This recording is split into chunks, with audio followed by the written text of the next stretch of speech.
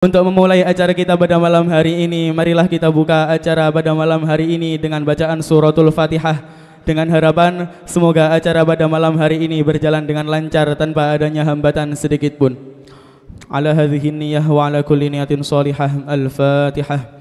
A'udzu billahi minasyaitonir rajim. Bismillahirrahmanirrahim. Alhamdulillahirabbil alamin arrahmanir rahim maliki yaumiddin. Iyyaka na'budu wa iyyaka nasta'in. Ihdinas siratal mustaqim. Siratal ladzina an'amta 'alaihim ghairil maghdubi 'alaihim waladdallin. Amin amin ya rabbal alamin. Memasuki acara selanjutnya, sambutan yang pertama dari beliau Al-Mukarram Bapak Mukhlis Yusuf Arbi, alumni Pondok Pesantren Bumi Damai Al-Muhibbin dan owner Kaira Publishing serta owner Maktabah Turmusi. Kepada beliau dihaturkan Allahumma sholli ala sayyidina Muhammad.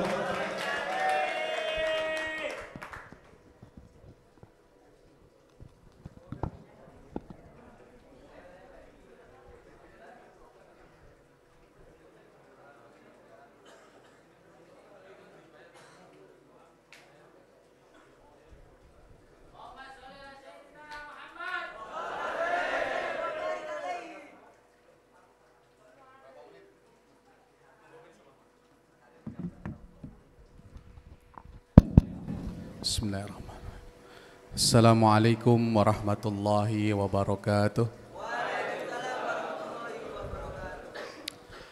Alhamdulillah, alhamdulillahi rabbil alamin. Wabihi nasta'in wa ala umuri dunya waddin. Wassalatu wassalamu ala ashrafil anbiya'i wal mursalin Sayyidina wa maulana Muhammadin wa ala alihi wa sahbihi ajma'in. Rabbi syrah li sadri wa yassir li amri wahlul uqdatam min lisani yafqahu qawli.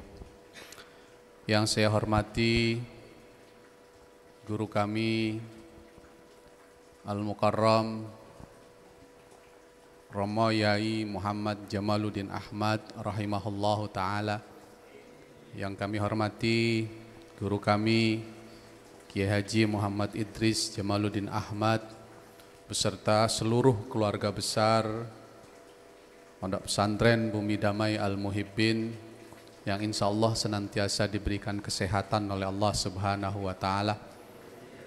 Yang saya hormati para pengurus Pondok Pesantren Bumi Damai Al-Muhibbin, wabil khusus Ustadz As'ad apa panjangannya? As'adul singane poro wong arif. Yang saya hormati sahabat saya Al-Mukarram Al-Ustadz Miftahul Ulum, sahabat saya selama mondok di Pondok Pesantren Bumi Damai Al-Muhibbin. Yang saya hormati Agus Muhammad Rifa'an Nasir, sahabat saya yang hari ini juga hadir, Bapak Muhyiddin Oyi, wabil khusus pemateri pada malam ini Al-Ustadz Muhammad Nuruddin LCMA. Yang saya cintai, saya banggakan, saya muliakan para santri-santri Bumi Damai Al-Muhibbin. Ini santri kelas akhir semua. Hah? Ini wajahnya sepuh banget ini. Ah, yang mana sepuh? Oh.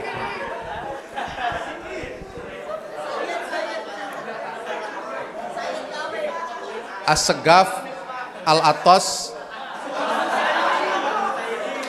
Ah?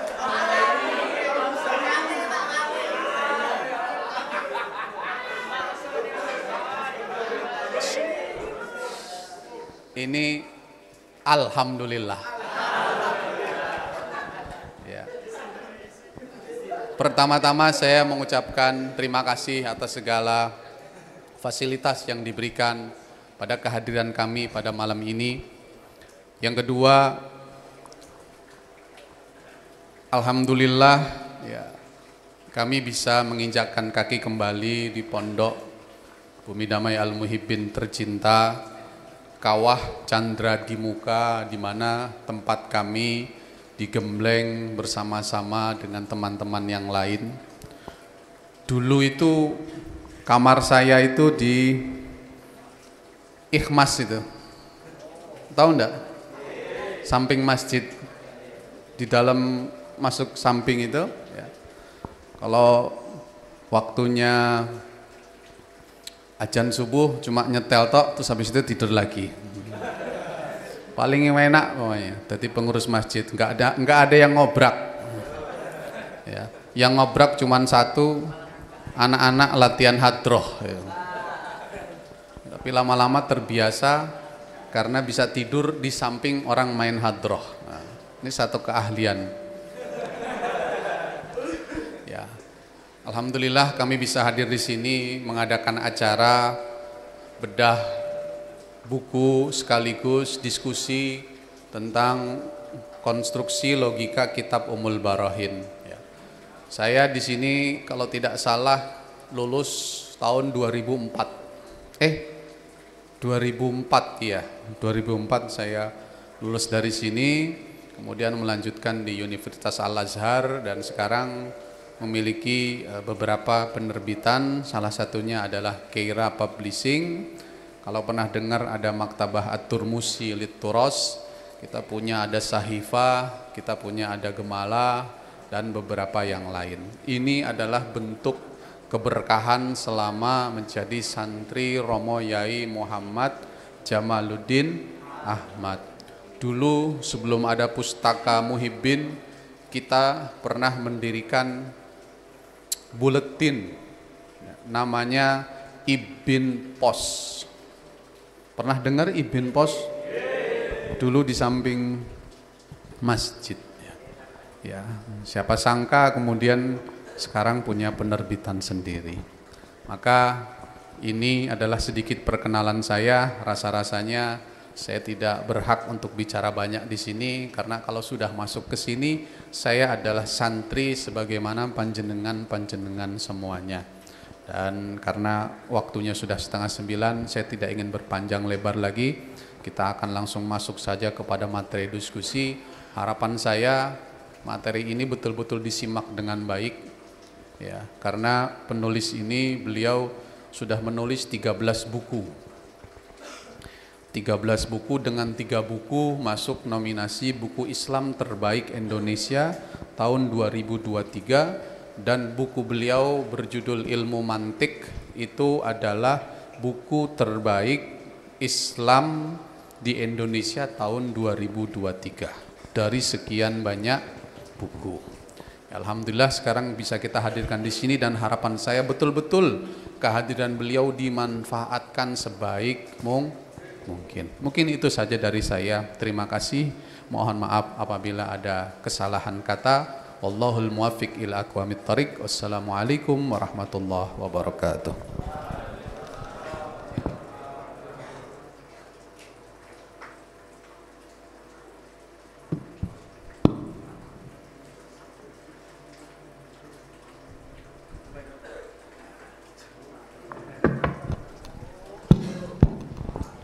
Kepada beliau Al-Mukarram Bapak Mukhlis Yusuf Arbi dihaturkan terima kasih.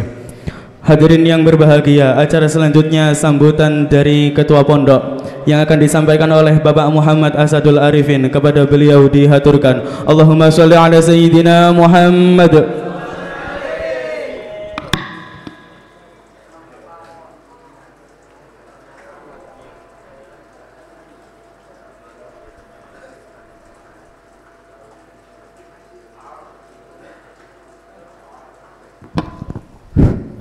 Assalamualaikum warahmatullahi wabarakatuh. Bismillahirrahmanirrahim. Alhamdulillahirabbil alamin. Allahumma shalli ala sayidina Muhammad abdika wa nabika wa rasulika nabil ummi wa ala alihi wa sahbihi wasallam taslima biqadri azamati dzatika fi kulli waqtin wahin. Yang sangat kita muliakan bersama Abah Romai Muhammad Idris Jamaluddin beserta seluruh keluarga beliau, tak lupa pula seluruh tamu ingkang rawuh pada malam hari ini, wabil khusus pembicara kita, narasumber kita Ustadz Muhammad Nuruddin dari Tangerang. Alhamdulillah sejak pagi tadi sudah rawuh bersama saya jalan-jalan guyon, sempat menceritakan tentang enggak jadi. Nah, karena beliau sekarang orang viral, kalau saya bicara salah nanti dipotong videonya. Meredup keviralannya, wah goro-goro aku lah yo. Salah aku ngene gimana. Seluruh tamu ingkang rawuh wabil khusus Pak Yusuf Arbi, ini senior kita, sebetulnya beliau harusnya lebih lama di sini untuk mengisi khusus materi tentang literasi. Karena kita sudah punya BLM, Bumi Literasi Al-Muhibbin. Kita juga punya LFM, Lajnah Fikih Al-Muhibbin. Kita juga punya Pustaka Al-Muhibbin yang fokusnya pada literasi. Sedangkan beliau sudah mulai merambah ke nasional. Karya beliau, kemudian kitab-kitab yang diterbitkan oleh beliau, buku-buku, bayangkan punya Maktabatul Musi, Keira, Saifa. Sedangkan kita hanya Pustaka Muhibbin. Kita masih perlulah ilmunya ya. Apa kita culik dulu besok? Kita culik aja ini kira-kira kayak gitu enaknya. Kawan-kawan semua santri kelas akhir Al-Muhibbin yang berbahagia pada malam hari ini.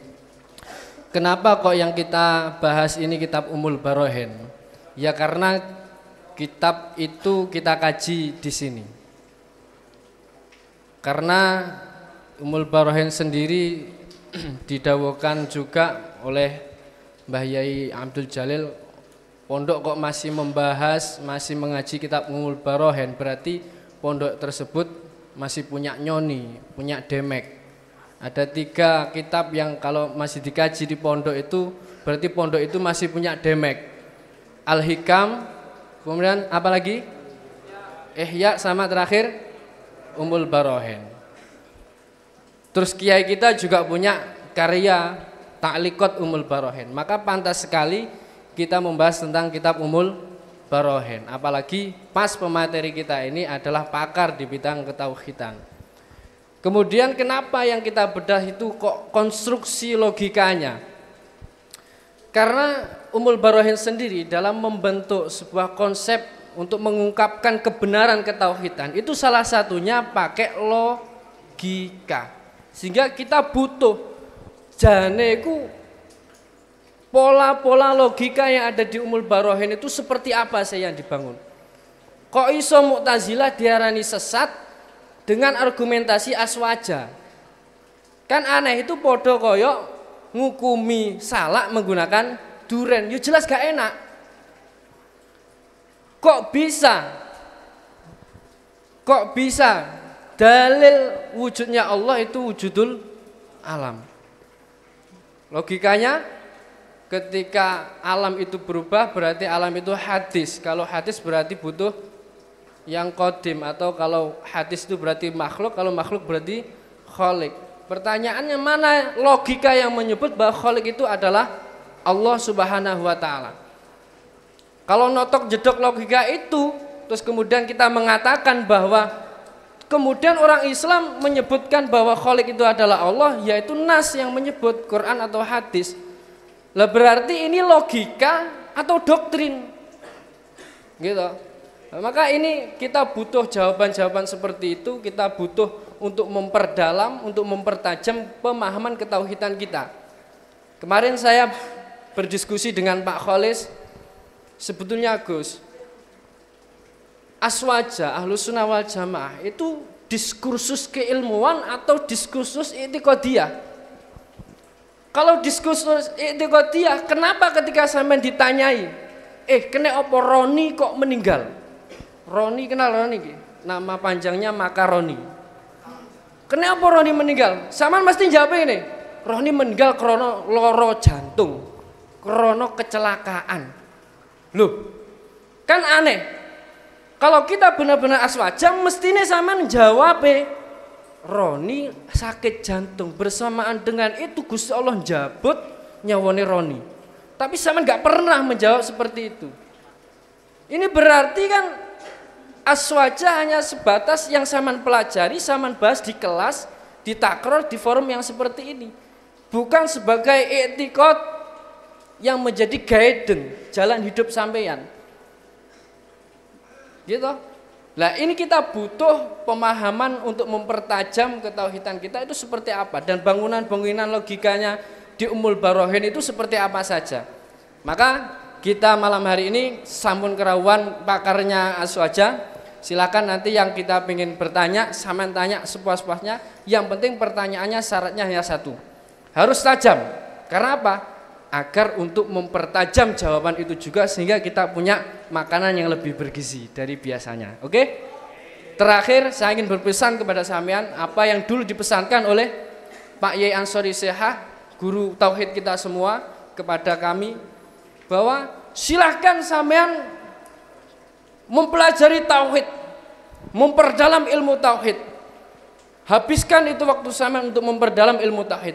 Jangan sampai kita mau atau terbawa oleh orang-orang yang sesat yang mengatakan bahwa tauhid adalah dogma.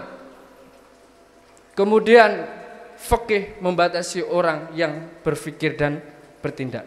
Tauhid adalah dogma, agama adalah candu, fikih membatasi orang berpikir dan bertindak.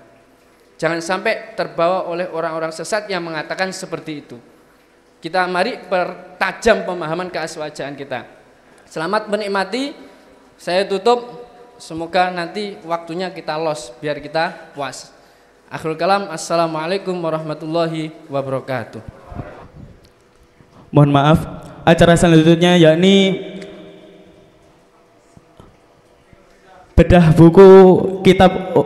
kitab Ummul Barohin dengan tema konstruksi logika kitab Ummul Barohin yang akan disampaikan oleh pemateri kita pada malam hari ini, beliau Al-Mukarram Al-Ustadz Muhammad Nuruddin, dan akan dimoderatori oleh Bapak Muhammad Dzikrullahi Akbar. Kepada beliau dihaturkan Allahumma sholli ala Sayyidina Muhammad.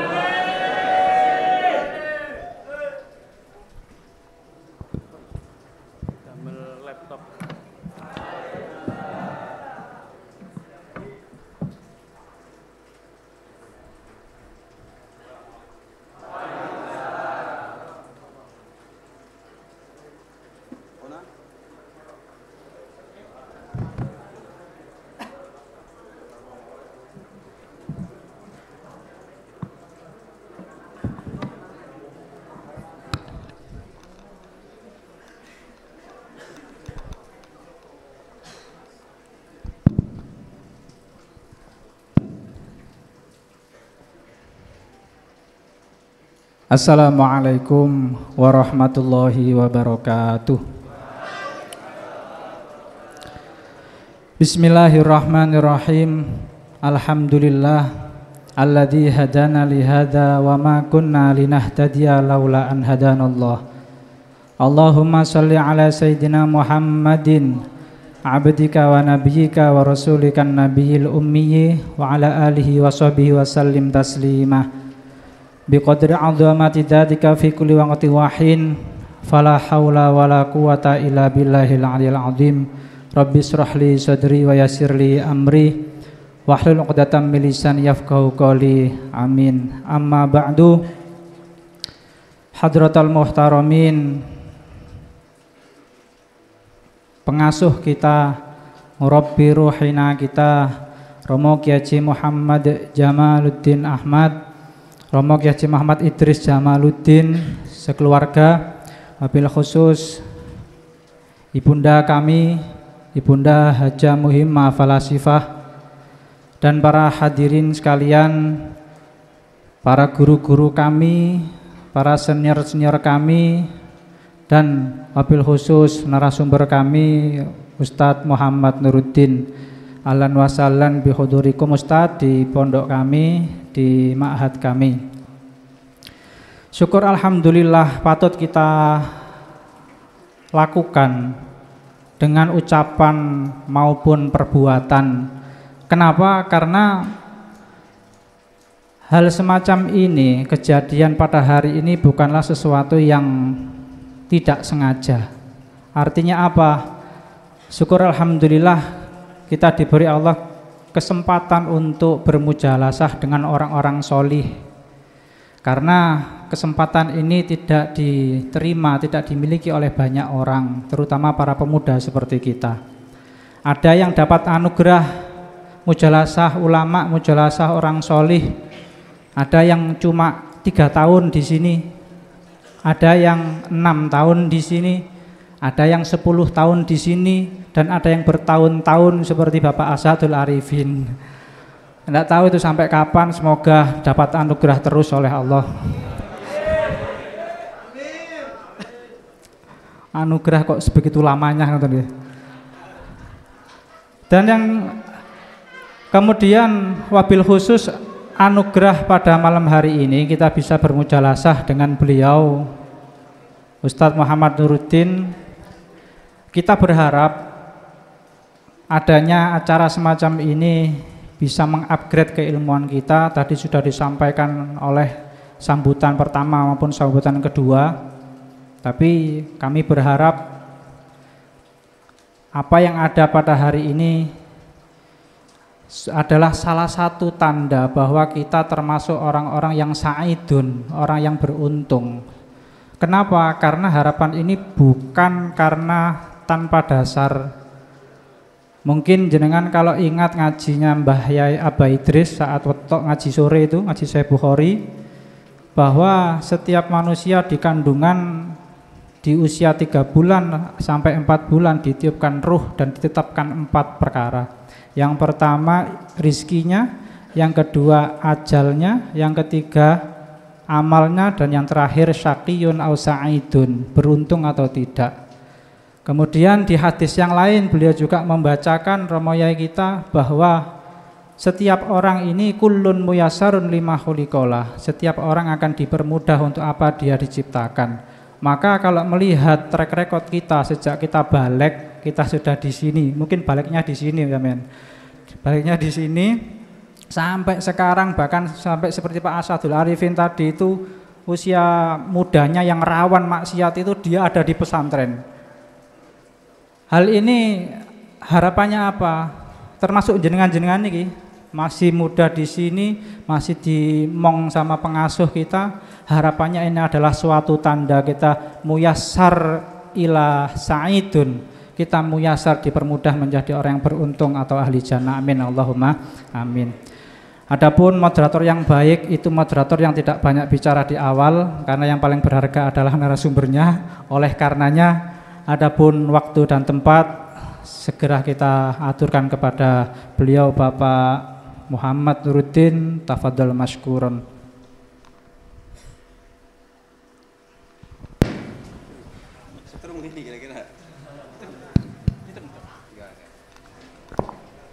Bismillahirrahmanirrahim. Assalamualaikum warahmatullahi wabarakatuh.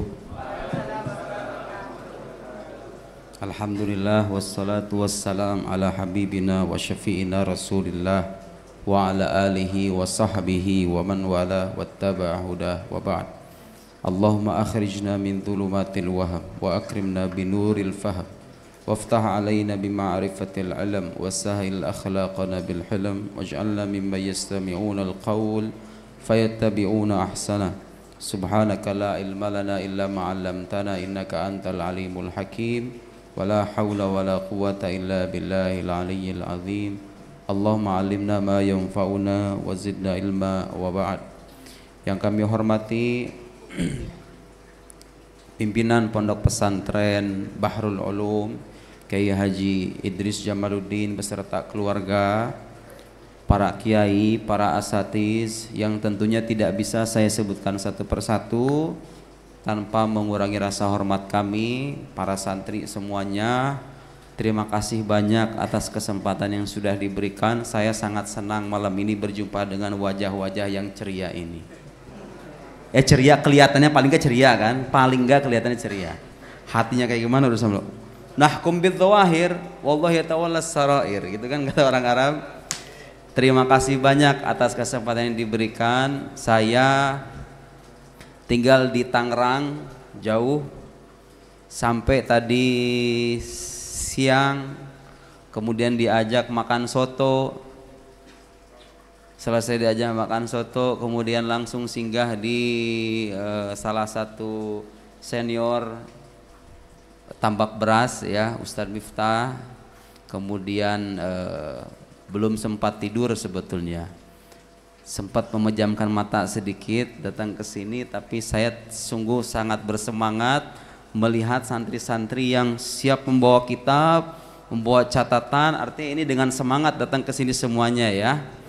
Nah, sekarang saya mau ngetes dalam arti positif ini. Jadi begini, saya nggak tahu manggilnya gimana. Biasa adik-adik apa gimana ya enaknya ya? Hah? Adik-adik? Ya usia kita nggak jauh beda sebenarnya. Adik-adik, teman-teman semuanya ya. Jadi salah satu PR anak pesantren itu sebetulnya yang saya perhatikan, anak pesantren itu kaya akan hazanah keilmuan. Saya hakul yakin nih, santri di sini itu udah melotok kitab-kitab beginian itu kan.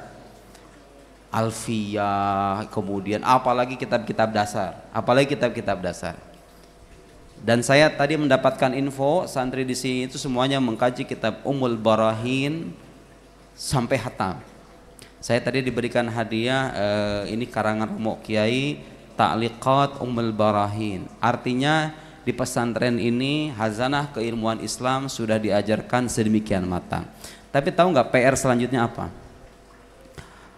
Ilmu-ilmu keislaman itu akan terlihat relevan, akan terlihat cocok untuk tantangan zaman kalau kita bisa menjawab model-model pemikiran sekarang ini dengan apa yang kita pelajari di turos kita yang diwariskan oleh para ulama kita. Nah, jadi kadang makanya sekarang saya pengen mengajukan beberapa pertanyaan sebelum kita akan berdiskusi mengenai isi kitab Ummul Barahin. Karena kalau saya mengaji Ummul Barahin ini udah nggak perlu diaji lagi, ya kan?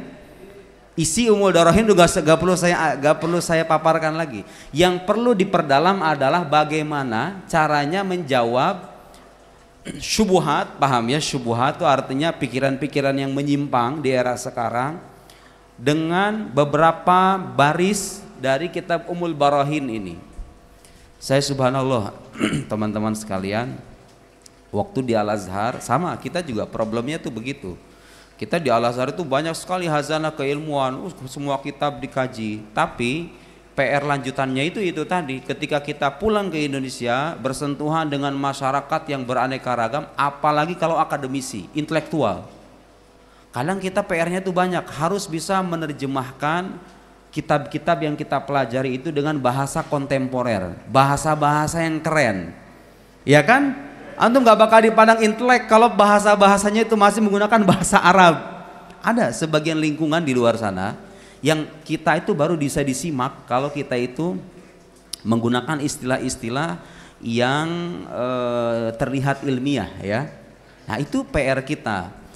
Harus tahu ini dulu diajarkan. Nah, sekarang saya akan buktikan malam ini ya.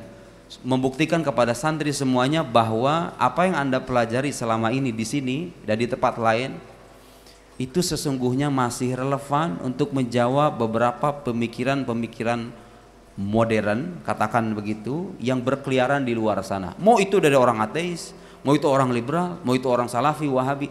Dan saya kalau boleh memberikan saran, sebetulnya sebaiknya kita itu tidak terlalu menyibukkan diri berdebat dengan sesama muslim. Ya tentu kalau yang wahabinya datang mau gak mau harus kita bantah kan. Tapi kalau dia nggak ngajakin gak usah deh. Lebih baik fokuskan pikiran kita, tenaga kita itu untuk menerjemahkan pesan-pesan keislaman kepada orang luar. Itu lebih efektif. Orang-orang yang belum mengenal Islam, pengen tahu Islam apakah benar doktrin keislaman itu berbasis pada argumen atau tidak, nah, mereka yang seharusnya kita perhatikan. Oke, teman-teman semuanya, saya mau ngetes ini salah satu ide atau pikiran yang termuat dan sering diulang-ulang oleh orang-orang ateis di luar sana. Dan antum kalau belajar ilmu tauhid yang paling dasar, asalkan paham. Ini kadang kita baca kitab itu hanya untuk sekedar hatam. Kemudian selesai hatam, saya khalas ana khatamtu Ummul Barahin, yani ka'annaka alim fit tauhid. La. Al-khatam syai' wal faham syai'un akhar, sah? Al-khatam syai' wal faham syai'un akhar wa ta'ammuq syai'un akhar. Jadi orang hatam baca kitab itu nggak selamanya paham. Orang yang paham pun nggak selamanya mendalam pemahamannya, ya kan? Saya masih ingat, dan tolong ini nasihat dipegang baik-baik. Abbas al-Aqad, seorang intelektual Mesir terkenal. Dia pernah bilang, kalau kita terjemahkan ya, membaca satu kitab 3 kali itu lebih baik ketimbang membaca 3 kitab 1 kali. Taqra kitaban wahidan 3 marrat khair min an taqra 3 kutub marrah wahidah. Apa itu pesannya? Saudara-saudara sekalian, sekarang sebagian santri itu kadang-kadang merasa hebat, merasa bangga ketika menghatamkan kitab-kitab tebal, betul? Jangan salah, Anda menghatamkan kitab di sini Ummul Barahin ini. Ummul Barahin ini kalau Anda paham sampai jeroannya, sampai relung-relung terdalamnya, mawara'an nusus ya, apa yang ada di balik teks Ummul Barahin itu. Hada sayakfik khalas. Lirad 'alal malahida wal almaniin wal libraliin wa man 'ala syakilatihim minal ladiniyin. Wa kitab saghir. Kitab saghir bal kutaib. Itu kitab tipis, tapi kalau kita paham, diperdalam sampai sedalam mungkin, itu sebetulnya sudah cukup. Sayangnya kadang cara belajar kita enggak begitu. Hanya menerjemahkan, mengartikan, kemudian selesai. Apa pesan Al-Aqad itu intinya? Intinya Anda ketika membaca karya ulama, ulama yang betul-betul matang keilmuannya ya, kitab-kitab yang mematang konten keilmuan itu sangat berbobot gitu loh. Itu kalau bisa diperdalam. Jadi cara belajar yang baik itu bukan banyak membaca, tapi matang dalam membaca dan membaca secara bertahap. Muskilah orang zaman sekarang kadang-kadang belum apa-apa pengen loncat ngebaca buku-bukunya orientalis, bukunya orang-orang barat, seolah pengen terlihat ilmiah, terlihat akademis. Akidahnya masih rapuh, logikanya masih kacau.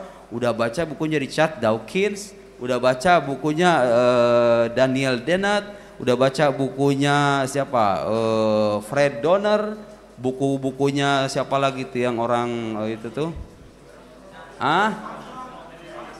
enggak, Armstrong enggak banyak mengkritik Islam ya. Banyak orientalis yang mengkritik Islam. Karena Armstrong tidak termasuk setahu saya. Justru dia simpatik kepada ajaran Islam. Belajar yang benar itu harus bertahap, dimulai dari mubtadiin, mutawassitin, kutub-kutub mubtadiin, mutawassitin, muntahin. Jadi ilmu itu enggak bisa diloncat. Belajar ilmu itu ibarat naik tangga tuh, ini tangga nih. Harus lantai 1, 2, 3 naik ke atas. Caranya begitu. Kalau antum langsung loncat ke atas kan nyungsruk jadinya. Tersungkur kan pada akhirnya. Bukannya naik ke atas, yang ada balik ke bawah. Itu terjadi saudara-saudara sekalian. Zaman sekarang ini banyak profesor-profesor, doktor-doktor, cara belajarnya nggak mengikuti tradisi keulamaan masa lampau. Pikirannya aneh-aneh. Dan kalau dibantah bisa dibantah hanya dengan hitungan baris.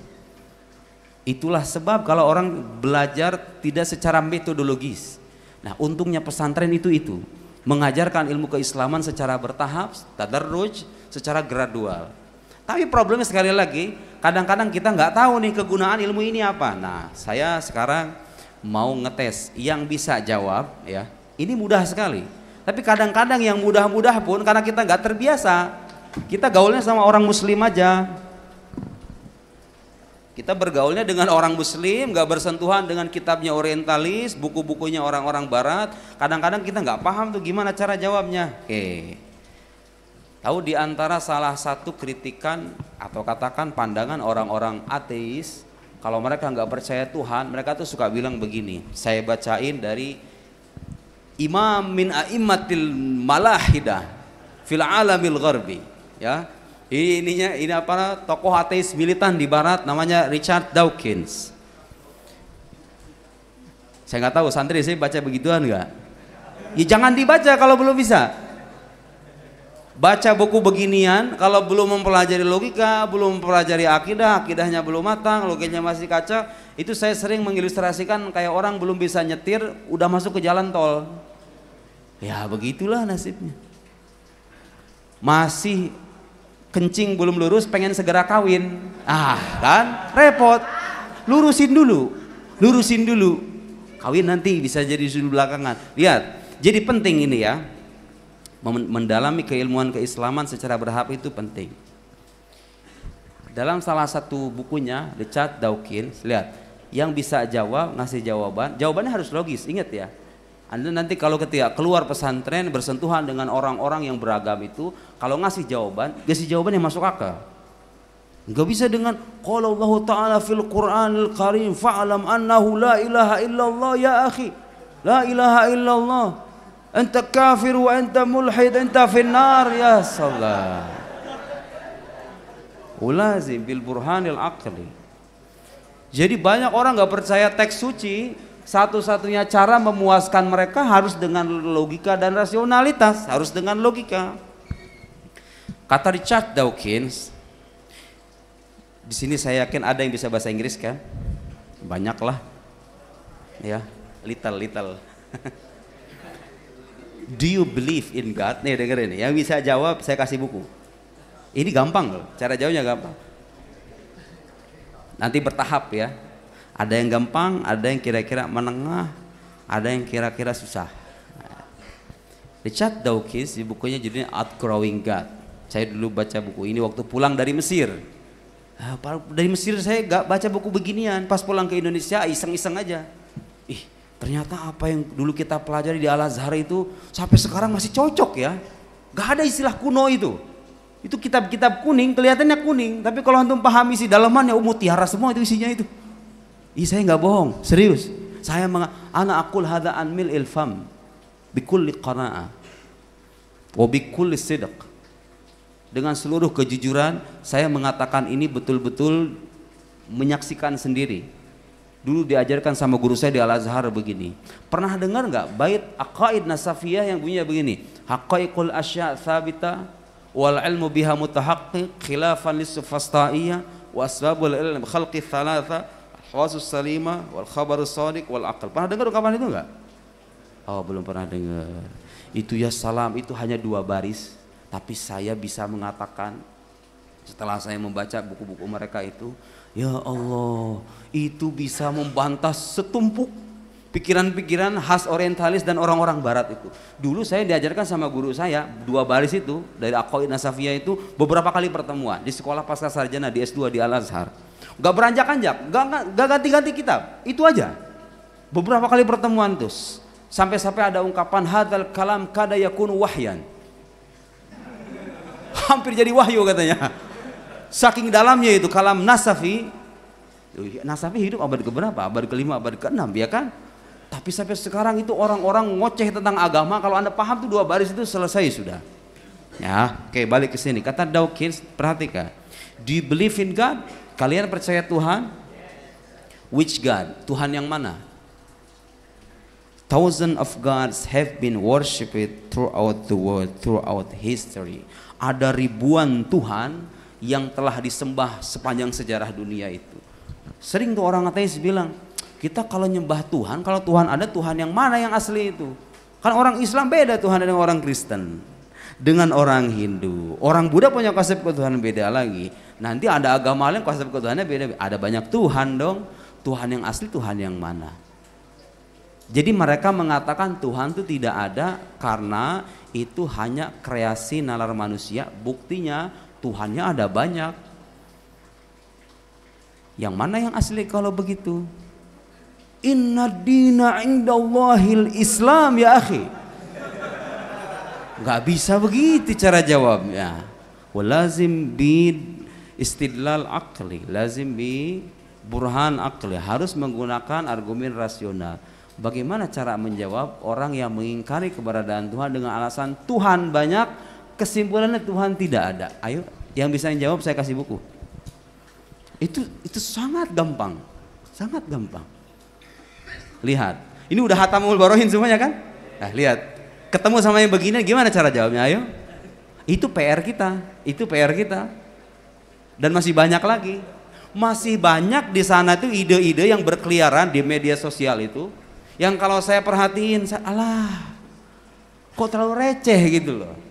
Gak ada saudara, gak ada itu satupun ide orientalis orang dan manapun itu gak ada satu yang gak ada jawabannya dalam agama kita tuh gak ada. Dalam kitab ulama kita yang gak ada, semuanya ada. lihat saya pernah ngarang buku judulnya seputar ketuhanan. Ada yang megang di sini, yang warna putih. Nah itu, boleh saya pinjam sedikit supaya sebagai bukti aja. Dulu saya bikin buku ini waktu saya ngajar di Kairo, ngajar mahasiswa-mahasiswa, buku salah satu buku tauhid judulnya tuh Al-Qaul As-Sadid fi Ilm Tauhid karangan Mahmud Abu Daqiqah, seorang mutakalim besar di Al-Azhar. Saya dulu suka iseng kalau orang nanya tentang ketuhanan tuh pertanyaan apa aja sih? Saya kumpulin semuanya. Kan suka ada pertanyaan, siapa yang menciptakan Tuhan katanya? Tuhan tuh ada di mana? Kalau Tuhan itu maha kuasa, bisa nggak dia mengangkat batu yang sedemikian besar, saking besarnya dia sampai nggak mampu mengangkat batu itu? Pertanyaan-pertanyaan kayak gitu tuh, iseng-iseng pertanyaannya itu. Saya kumpul itu pertanyaan-pertanyaan, ya Allah, dengan bermodalkan kitab itu tuh, kitab Qaulus Sadid dan beberapa kitab yang saya baca di sana, itu bisa dijawab semuanya. Nggak ada pertanyaan tuh, pertanyaan orang-orang itu nggak bisa kejawab, itu semuanya bisa kejawab, termasuk pertanyaan yang tadi dikatakan ini. Tuhan yang mana? Tuhan yang asli. Ayo ada yang bisa jawab. Jadi bisa dijawab, tenang. Hanya saja kadang kita nggak tahu. Ya, itu perlu pendalaman makanya. Silakan. Ayo, ya bisa jawab. Alladzi yujib ala soal, ada soal sahal, bal fil muntahas suhula. Itu banyak orang-orang di luar sana. Gimana saya mau percaya Tuhan-Tuhannya juga banyak kok? Yang asli yang mana? Hadiah, anali hadiah. Fi hadaya katsira, hadaya. Aho wahid. Ithnin, wa hadha syarah li ummil barahin. Hadiah. Man yujib ala soal, siapa yang bisa jawab pertanyaan itu? Muskilah, syubha. Ayo. Ayo, ta'al kita ya akhi, ta'al. Ayo ajib ala soal. Ijabah aqliyah. Assalamualaikum warahmatullahi wabarakatuh. Waalaikumsalam warahmatullahi. Di sini saya ingin menjawab pertanyaan kalau nggak salah tadi seperti ini. Di luar sana ada banyak Tuhan. Kemudian Tuhan manakah yang asli? Jadi begini, sejatinya itu Tuhan hanya ada satu. Cuma penjelasan dari Tuhan-Tuhan itu yang ditangkap dari para manusia itu berbeda-beda, tergantung dengan di mana tempatnya berada atau lingkungannya. Dan juga begitu, kita juga bisa meyakini dengan Tuhan yang asli yang mana itu dengan yang paling dekat dengan Tuhan. Terus kalau ditanya Tuhan yang asli, Tuhan yang mana? Penjelasan Tuhan yang asli yang mana? Harus saya percaya. Untuk penggambarannya seperti ini, misalnya dari pondok sini kan sudah mengetahui siapa itu Gus Arif sebagai ketua pondok. Kemudian ada orang dari pondok luar, mungkin dari pondok Al-Mardiyah tanya, siapa itu Gus Arif? Oh, yang satu si A adalah santri Bumi Dhamma Al Muhibin, yang si dua adalah orang kampung, dan yang ketiga adalah orang yang tidak pernah tahu sudah baca buku saya ya? Ya. Nah itu jawabannya dari situ. Jawabannya dari situ sudah ada. Iya. Tapi kalau ditanya begini, oke, sekarang ada banyak penjelasan tentang Tuhan. Penjelasan Tuhan yang asli yang bisa saya percaya yang mana? Versi Islam. Kenapa? Pasti antum jawab begitu kan? Kalau ditanya penjelasan tentang Tuhan yang asli yang bisa dipercaya yang mana? Pasti antum akan jawab versi Islam kan? Kenapa?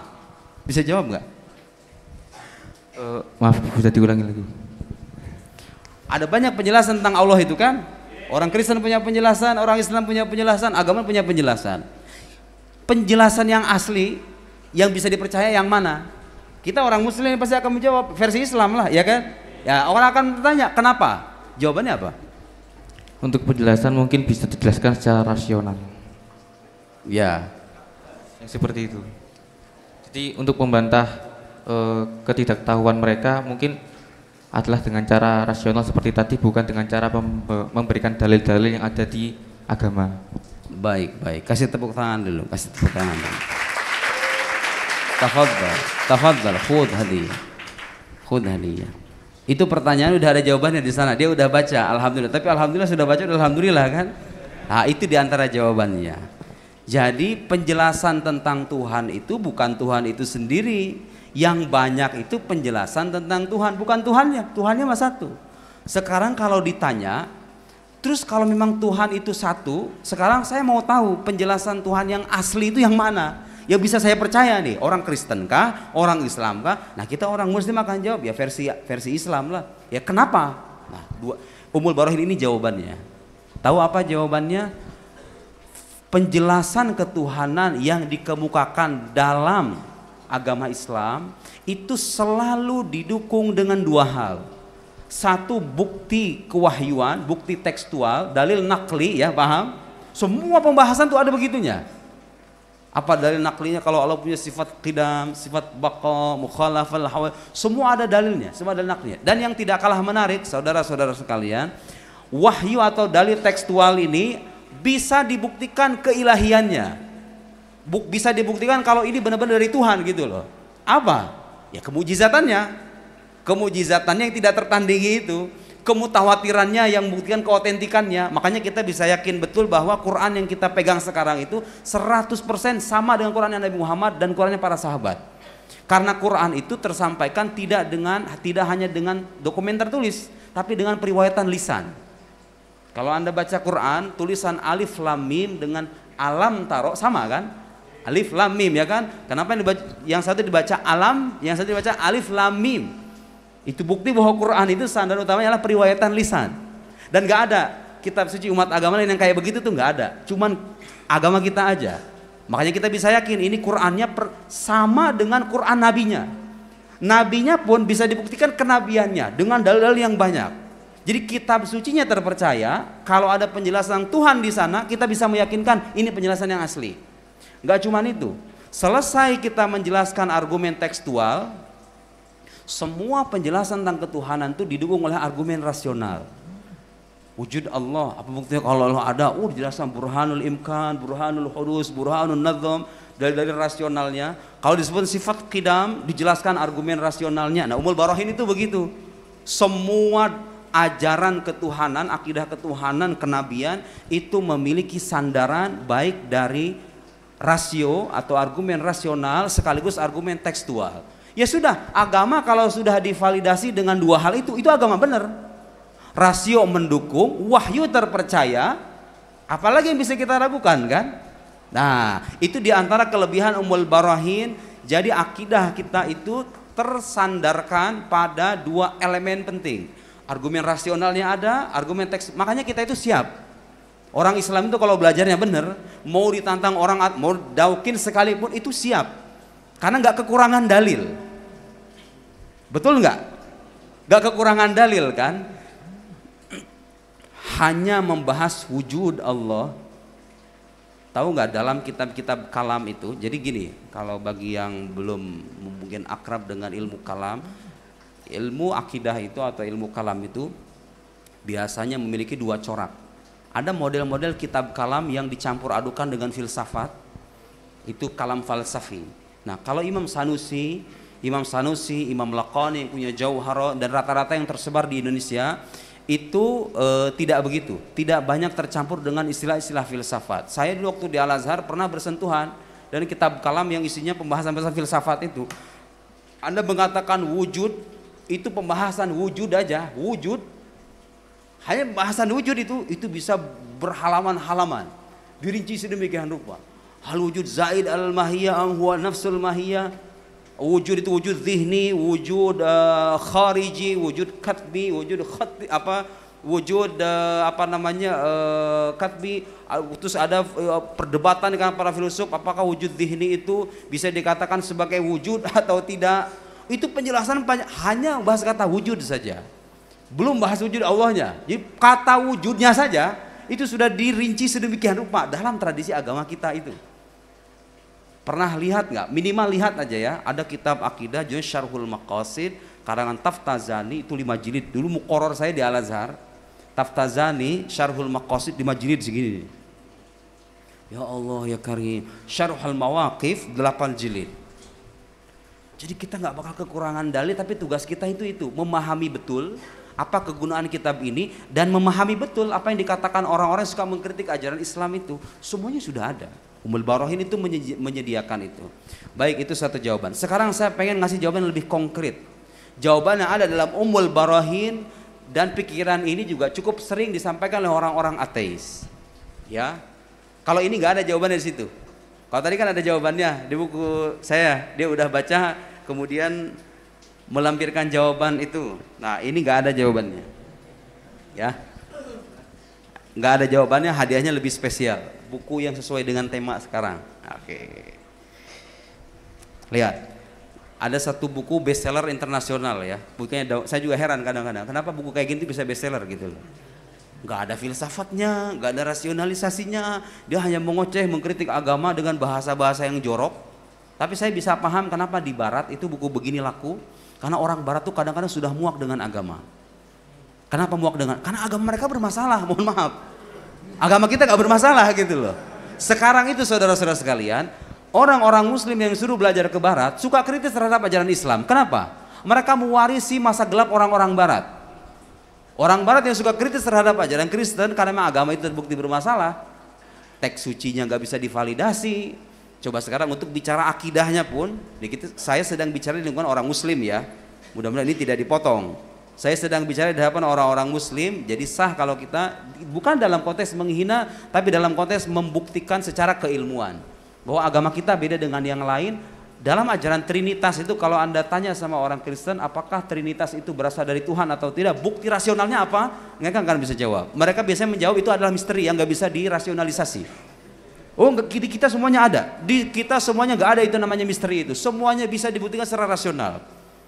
Maksudnya coba, Tuhan dikatakan satu tapi dengan 3 pribadi. 3 pribadi ini adalah satu kesatuan, satu Tuhan. Kalau ditanya mereka, hal ta'budu ilaha wa na'am na'budu ilaha bismillahil wahid alladzi na'buduhu jami'an. Waktu saya kuliah, orang Kristen bilang kayak gitu. Demi nama Allah yang Esa yang kita sembah sama-sama, Esa. Mereka mengakui Allah itu Esa, tapi dengan 3 pribadi, Bapa, Anak, Roh Kudus. Bapa Tuhan atau bukan? Tuhan. Anak Tuhan atau bukan? Tuhan. Roh Kudus Tuhan atau bukan? Tuhan. Tuhan Anda ada berapa? 1. Keesaan dengan keberbilangan hada yalzaminhu ijtima'in naqidain. Bagaimana mungkin keesaan dengan keberbilangan menyatu dalam satu zat? Itu sebagai contoh untuk memperjelas apa yang tadi saya katakan, bahwa dalam Islam nggak ada doktrin akidah yang bertentangan dengan itu, bertentangan dengan hukum akal. Hukum non kontradiksi itu hukum akal yang bersifat universal, itu bertentangan dengan hukum akal. Dan kalau kita tanya, Trinitas itu dari Nabi Isa atau bukan? Dari Yesus atau bukan? Bukan. Itu dirumuskan belakangan setelah Yesus wafat. Islam nggak mengenal akidah semacam itu sejak awal masa kenabian. Akidah kita itu ya begitu, la ilaha illallah Muhammadur Rasulullah. Uniknya saudara-saudara sekalian, ada orang lulusan barat yang bilang syahadat yang bunyi la ilaha illallah Muhammadur Rasulullah itu bukan dari Nabi. Aneh kan? Pernah nggak ngedengar orang ngomong syahadat asyhadu alla ilaha illallah wa asyhadu anna itu bukan dari Nabi? Kebayang nggak sama teman ada orang ngomong begitu? Kebayang nggak? Mas, terus dari siapa? Orang dulu kalau pengen pindah agama gimana syahadatnya, ya kan? Tapi ada orang ngomong kayak gitu. Hanya karena ingin seolah-olah memperlakukan Islam seperti halnya dengan agama Kristen, yang rumusan akidahnya itu dirumuskan belakangan. Paham nggak? Itu orang-orang kayak gitu sekarang muncul nih. Kalau Anda nggak belajar akidah secara matang, kadang-kadang kebingungan jawab orang kayak begitu.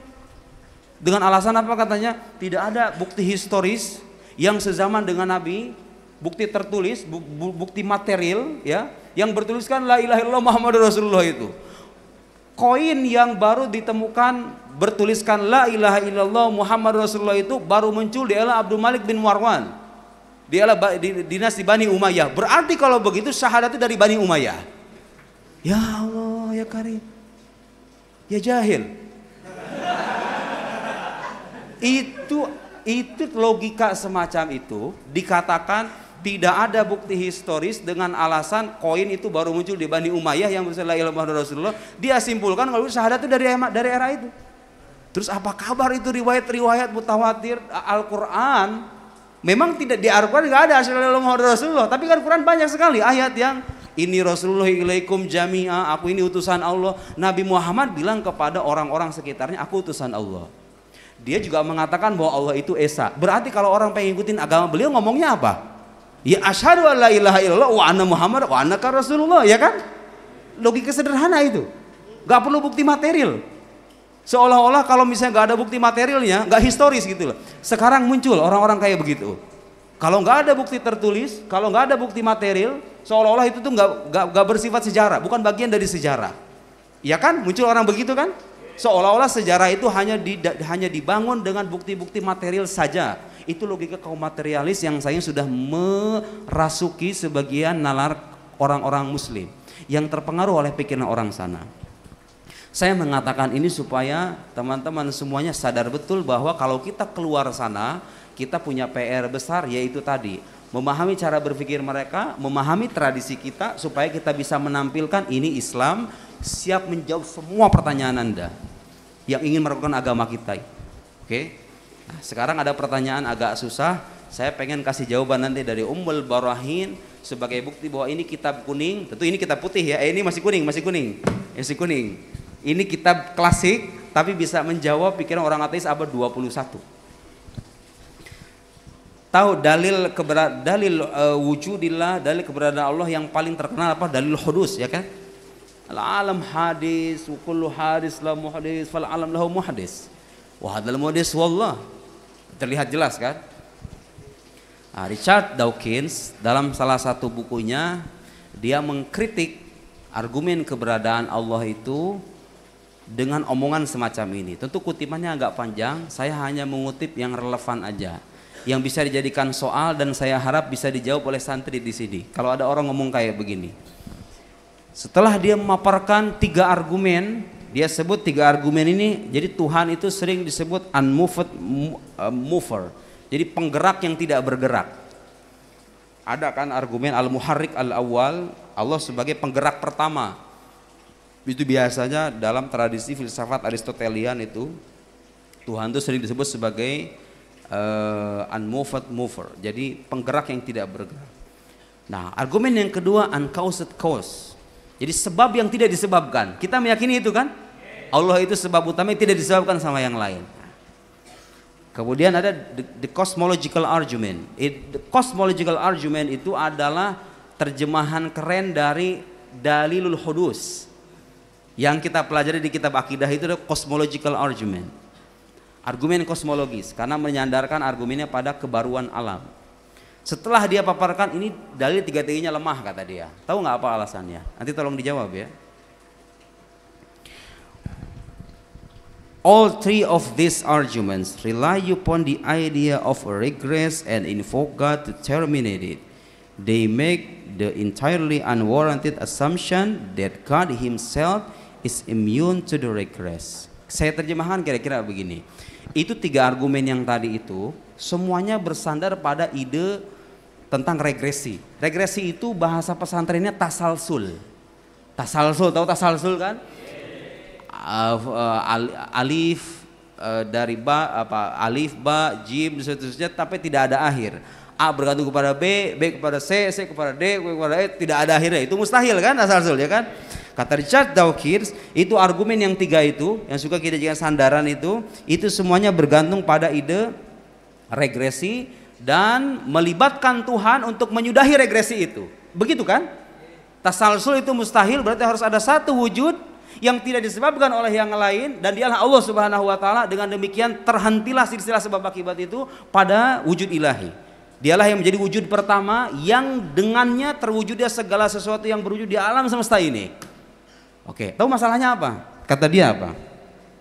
They make the entirely unwarranted assumption. Mereka itu orang-orang beriman membuat asumsi yang tidak beralasan.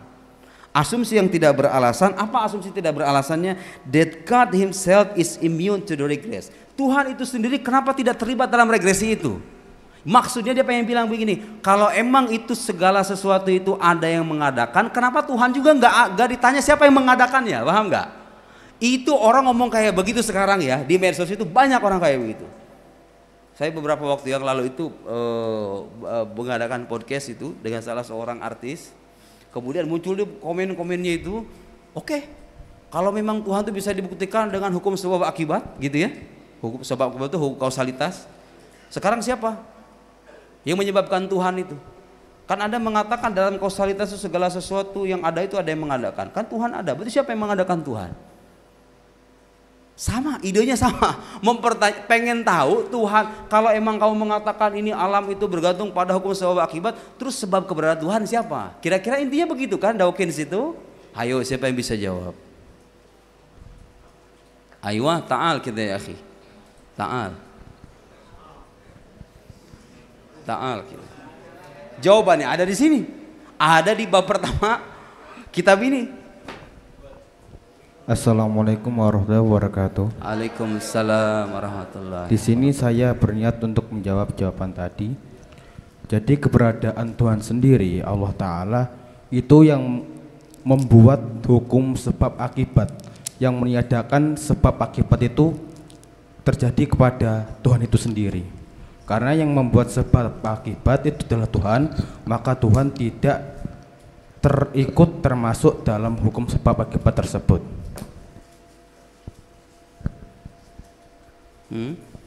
Ya udah seperti itu aja. Udah. Hadil ijabah yalzamin had-daur. Anta taqul Allah khaliq lil qanun al-aliyya wa anta lam tuthbit wujud Allah aslan. Kaifa taqul anna Allah khaliq lil qanun al-aliyya wa anta lam tuthbit wujudahu? Fahimta al-mushkilah? Hadha jawab fihi ishkal. Jadi beliau mengatakan, nggak apa-apa, ini bagus. Saya mengapresiasi keberanian, siapa namanya? Zaki. Saya mengapresiasi keberanian Zaki. Jadi jawaban ini tapi bermasalah. Bermasalahnya kenapa? Kita belum membuktikan keberadaan Tuhan. Kita nih, ketika debat orang ateis nih, tuh kita ingin membuktikan keberadaan Tuhan dengan hukum sebab akibat. Kalau terus orang ateis tanya sama saya, yang mengadakan Tuhan siapa? Yang mengadakan Tuhan siapa? Dia nanya begitu. Terus saya jawab, Tuhan nggak bisa diadakan karena Dia yang menciptakan. Kan belum dibuktikan yang menciptakan ini ada apa enggak, ya enggak? Ada jawab fi iskal. Dibisikin sama temennya. Karena ada jawabannya, ada di kitab saya yang warna putih tadi itu, ada juga. Ayo, itu jawaban salah yang tadi ya, lihat. Sebagai bukti bahwa Anda masih perlu memahami betul apa kira-kira pikiran yang harus kita bantah itu. Kemudian kita juga perlu memahami dari mana kita bisa menjawab dengan hazanah keilmuan yang kita miliki itu.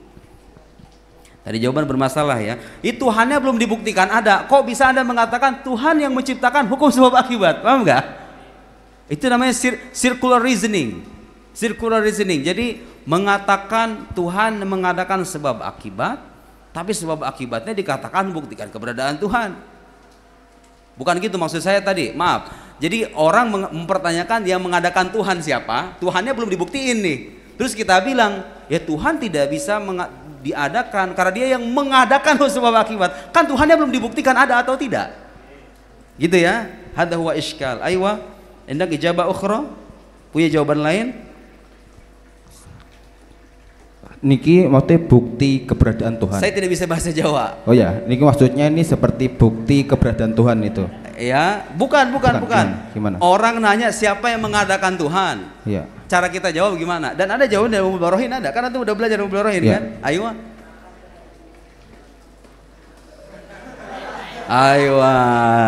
Mubada ya tahayyar. Karena Tuhan itu satu. Iya.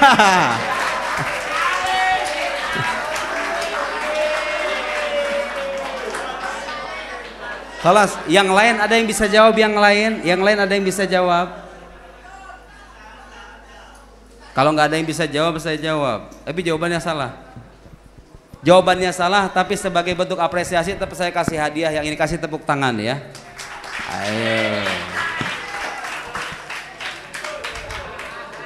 Ayo ada yang bisa jawab, ada yang bisa jawab. Ada yang bisa jawab. Ayo, ta'al. Supaya tidak monolog ya, harus ada begini. Ayo. Assalamualaikum warahmatullahi wabarakatuh. Waalaikumsalam. Alhamdulillah saya diberi anugerah menemukan jawabannya di kitab ini.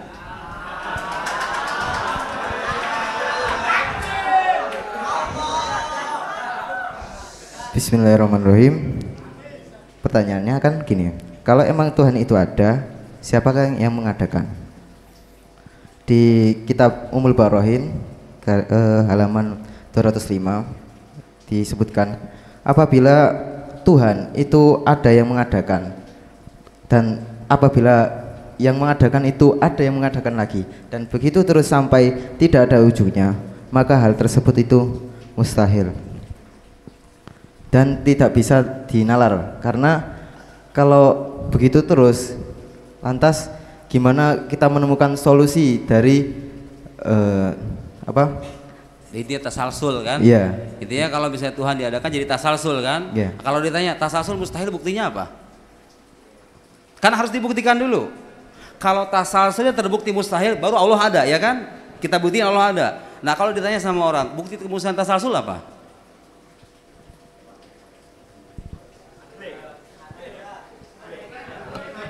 Betul, itu salah satu jawaban, ya, salah satu jawaban.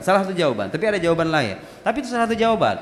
Jadi mengkat pikiran mereka itu, memotong pikiran mereka itu caranya begitu. Buktikan bahwa regresi, infinite regress, regresi yang tidak berhingga atau tasalsul itu mustahil. Kalau dia mustahil, berarti harus ada zat yang wajibul wujud, yang tidak bergantung kepada yang lain, yang dialah menjadi wujud pertama, first cause dalam bahasa Inggrisnya. Ya tapi buktikan dulu tasalsul mustahil apa enggak? Harus dibuktiin. Bisa jawab? Belum ketemu. Padahal jawabannya sudah ada dalam kitab kuning.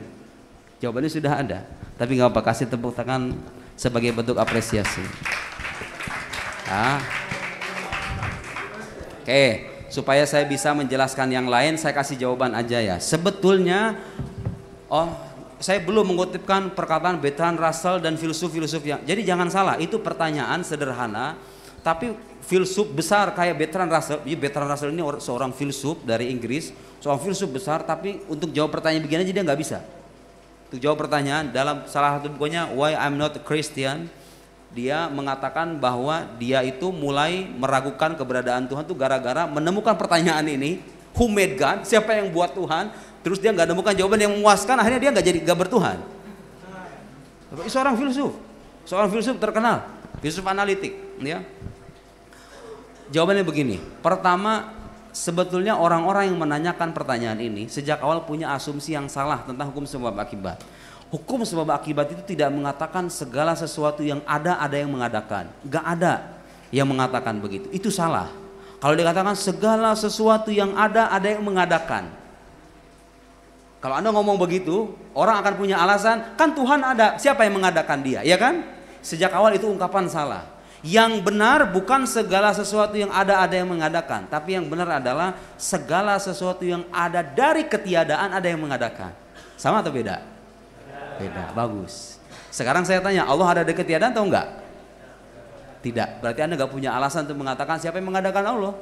Karena hukum sebab akibat tidak mengatakan segala sesuatu yang ada yang mengadakan. Yang dikatakan every effect must have a cause. Likulli musabbab la budda lahu min sabab. Setiap akibat butuh kepada sebab. Bukan setiap yang ada butuh kepada sebab. Koreksi itu dulu. Ya enggak? Kalau dikatakan setiap akibat butuh kepada sebab dan Tuhan bukan akibat, berarti Anda enggak punya alasan untuk menanyakan siapa yang mengadakan Tuhan. Karena Tuhan bukan akibat. Betul nggak? Nah itu satu. Jadi yang sering orang keliru itu, orang mengatakan everything have a cause. Segala sesuatu itu ada sebabnya. Salah. Yang benar, segala sesuatu yang ada dari ketiadaan atau segala akibat butuh kepada sebab. Saya dan tidak ada teolog muslim yang mengatakan segala yang ada butuh kepada sebab. Karena kalau dikatakan segala yang ada butuh kepada sebab, Allah ada, berarti Allah ada sebabnya, ya enggak? Paham ya? Lihat, kita perlu teliti memberikan jawaban. Setelah itu baru buktikan kemustahilan tasalsul. Selesai sudah. Ada koreksi pemahaman dia tentang hukum sebab akibat, buktikan kemustahilan tasalsul. Dan saya dulu pernah membawa satu kitab waktu di Mesir. Saya beli kitab judulnya itu Al-Kalamul Matin fi Tahriril Barahin. Itu mengumpulkan 52 argumen rasional kemustahilan tasalsul. Sebagai bukti yang tadi saya bilang, kita nggak kekurangan dalil. 52 dalil bahwa tasalsul itu mustahil. Karangan Al-Laqnawi. Al-Kalamul Matin fi Tahriril Barahin 52 dalil ala ibtali tasalsul. Fi itsbat butlani tasalsul, dalam mengukuhkan kemustahilan tasalsul. Itulah agama kita, itulah karya ulama kita. Gak kekurangan dalil. Semuanya ada pemaparan-pemaparannya. Apa ada yang bisa jawab kemustahilan tasalsul? Memang sudah ada di buku saya sebetulnya. Pertanyaan, Oh, jamil, ta'al kita, min kitab, ayo ta'al. Kasih tepuk tangan dulu biar rame. Ayo. Ayo. Bismillahirrahmanirrahim. Assalamualaikum warahmatullahi wabarakatuh. Assalam. Jadi kalau menemukan ngeten. Tadi kan pertanyaannya kan tadi kenapa kok tasalsul itu muhal? Aywa. Li'annahu yu'addi ila farori ma la nihayata lahu wa dzalika aidon la yuqalu.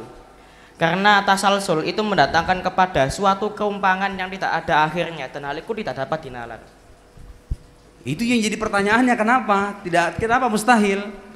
La nihayah itu mustahil kan? Ya kenapa jawabannya? Jawabannya kenapa? Anda tukarir as-su'al, Anda mengulang pertanyaan, itu namanya. Pertanyaannya kenapa tasalsul mustahil? Karena dia mengatakan la nihayah itu muhal. Ya itu pertanyaannya, kenapa la nihayah itu muhal?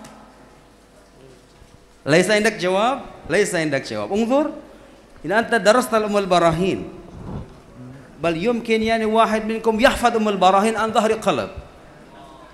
Mungkin ada salah satu yang sudah hafal umul barahin. Kaifa tujib ala hadha su'al wa huwa sahal. Sahal jiddan. Sahal jiddan. Wallahi isbat yani istihala tasalsul sahal jiddan. Very easy. Ayo. Oke, nggak ada yang bisa jawab, belum dapat ya. Nanti ada pertanyaan terakhir. Begini cara membuktikan. Ini penting kan? Kalau pengen tahu tasalsul mustahil atau enggak, sekarang kita berikan permisalan yang sederhana. Saya sering ngasih permisalan kayak begini. Sekarang misalnya saya menyantap makanan di sini. Oke, katakanlah minuman ini nih. Saya bilang antum semuanya megang minuman ini. Saya bilang jangan minum air ini kecuali setelah dia. Antum juga jangan minum air itu kecuali setelah dia. Antum juga jangan minum air itu kecuali setelah dia. Anda jangan minum air itu kecuali setelah dia, sampai nggak ada ujungnya. Ada yang minum nggak? Bagus, nggak ada yang minum jadinya kan? Harus ada orang yang minum dan dia minum, nggak usah disyaratkan dengan yang lain, ya nggak? Dia minum duluan tuh, baru yang lain pada minum, ya kan? Kalau itu kebergantungan tidak berakhir, gak ada yang minum pada akhirnya, ya enggak? Kalau silsilah sebab akibat itu tidak berakhir pada wajibul wujud, pada akhirnya alam juga gak bakal ada. Kebayang gak maksudnya? Aywa, gampang kan? Gampang kan? Ada satu argumen yang itu argumen yang paling gampang. Paling gampang itu misalnya kalau santri itu bayar utang dah, bayar utang. Jangan bayar utang ya kecuali setelah dia bayar dulu. Ini jangan bayar utang kecuali setelah dia bayar dulu. Ini jangan bayar juga setelah dia. Sampai ada yang bayar utang nggak pada akhirnya? Gak ada. Alam itu kalau silsilah sebab akibatnya nggak berakhir gitu terus menerus, ya dia nggak bakal ada dong. A bergantung kepada B, wujud B bergantung kepada C, wujud C bergantung kepada D, seterusnya. Alam kapan? Gimana? Faktanya sekarang alam itu ada. Alam ini ada berarti menunjukkan bahwa silsilah sebab akibat ini berakhir pada satu wujud yang tidak disebabkan oleh yang lain, dan dialah Allah Subhanahu wa taala. Tentu ada argumen-argumen lain. Ada satu lagi. Saya ingin mengatakan sekarang saya mau menyampaikan apa keunggulan Ummul Barahin itu. Walhasil saudara-saudara sekalian, setelah Anda belajar Ummul Barahin, kita itu akan sampai pada kesimpulan bahwa iman itu pada hakikatnya satu kesatuan yang nggak bisa dipisah. Jadi kalau orang mengaku iman kepada Allah, konsekuensinya harus beriman kepada utusan Allah semuanya, ya kan?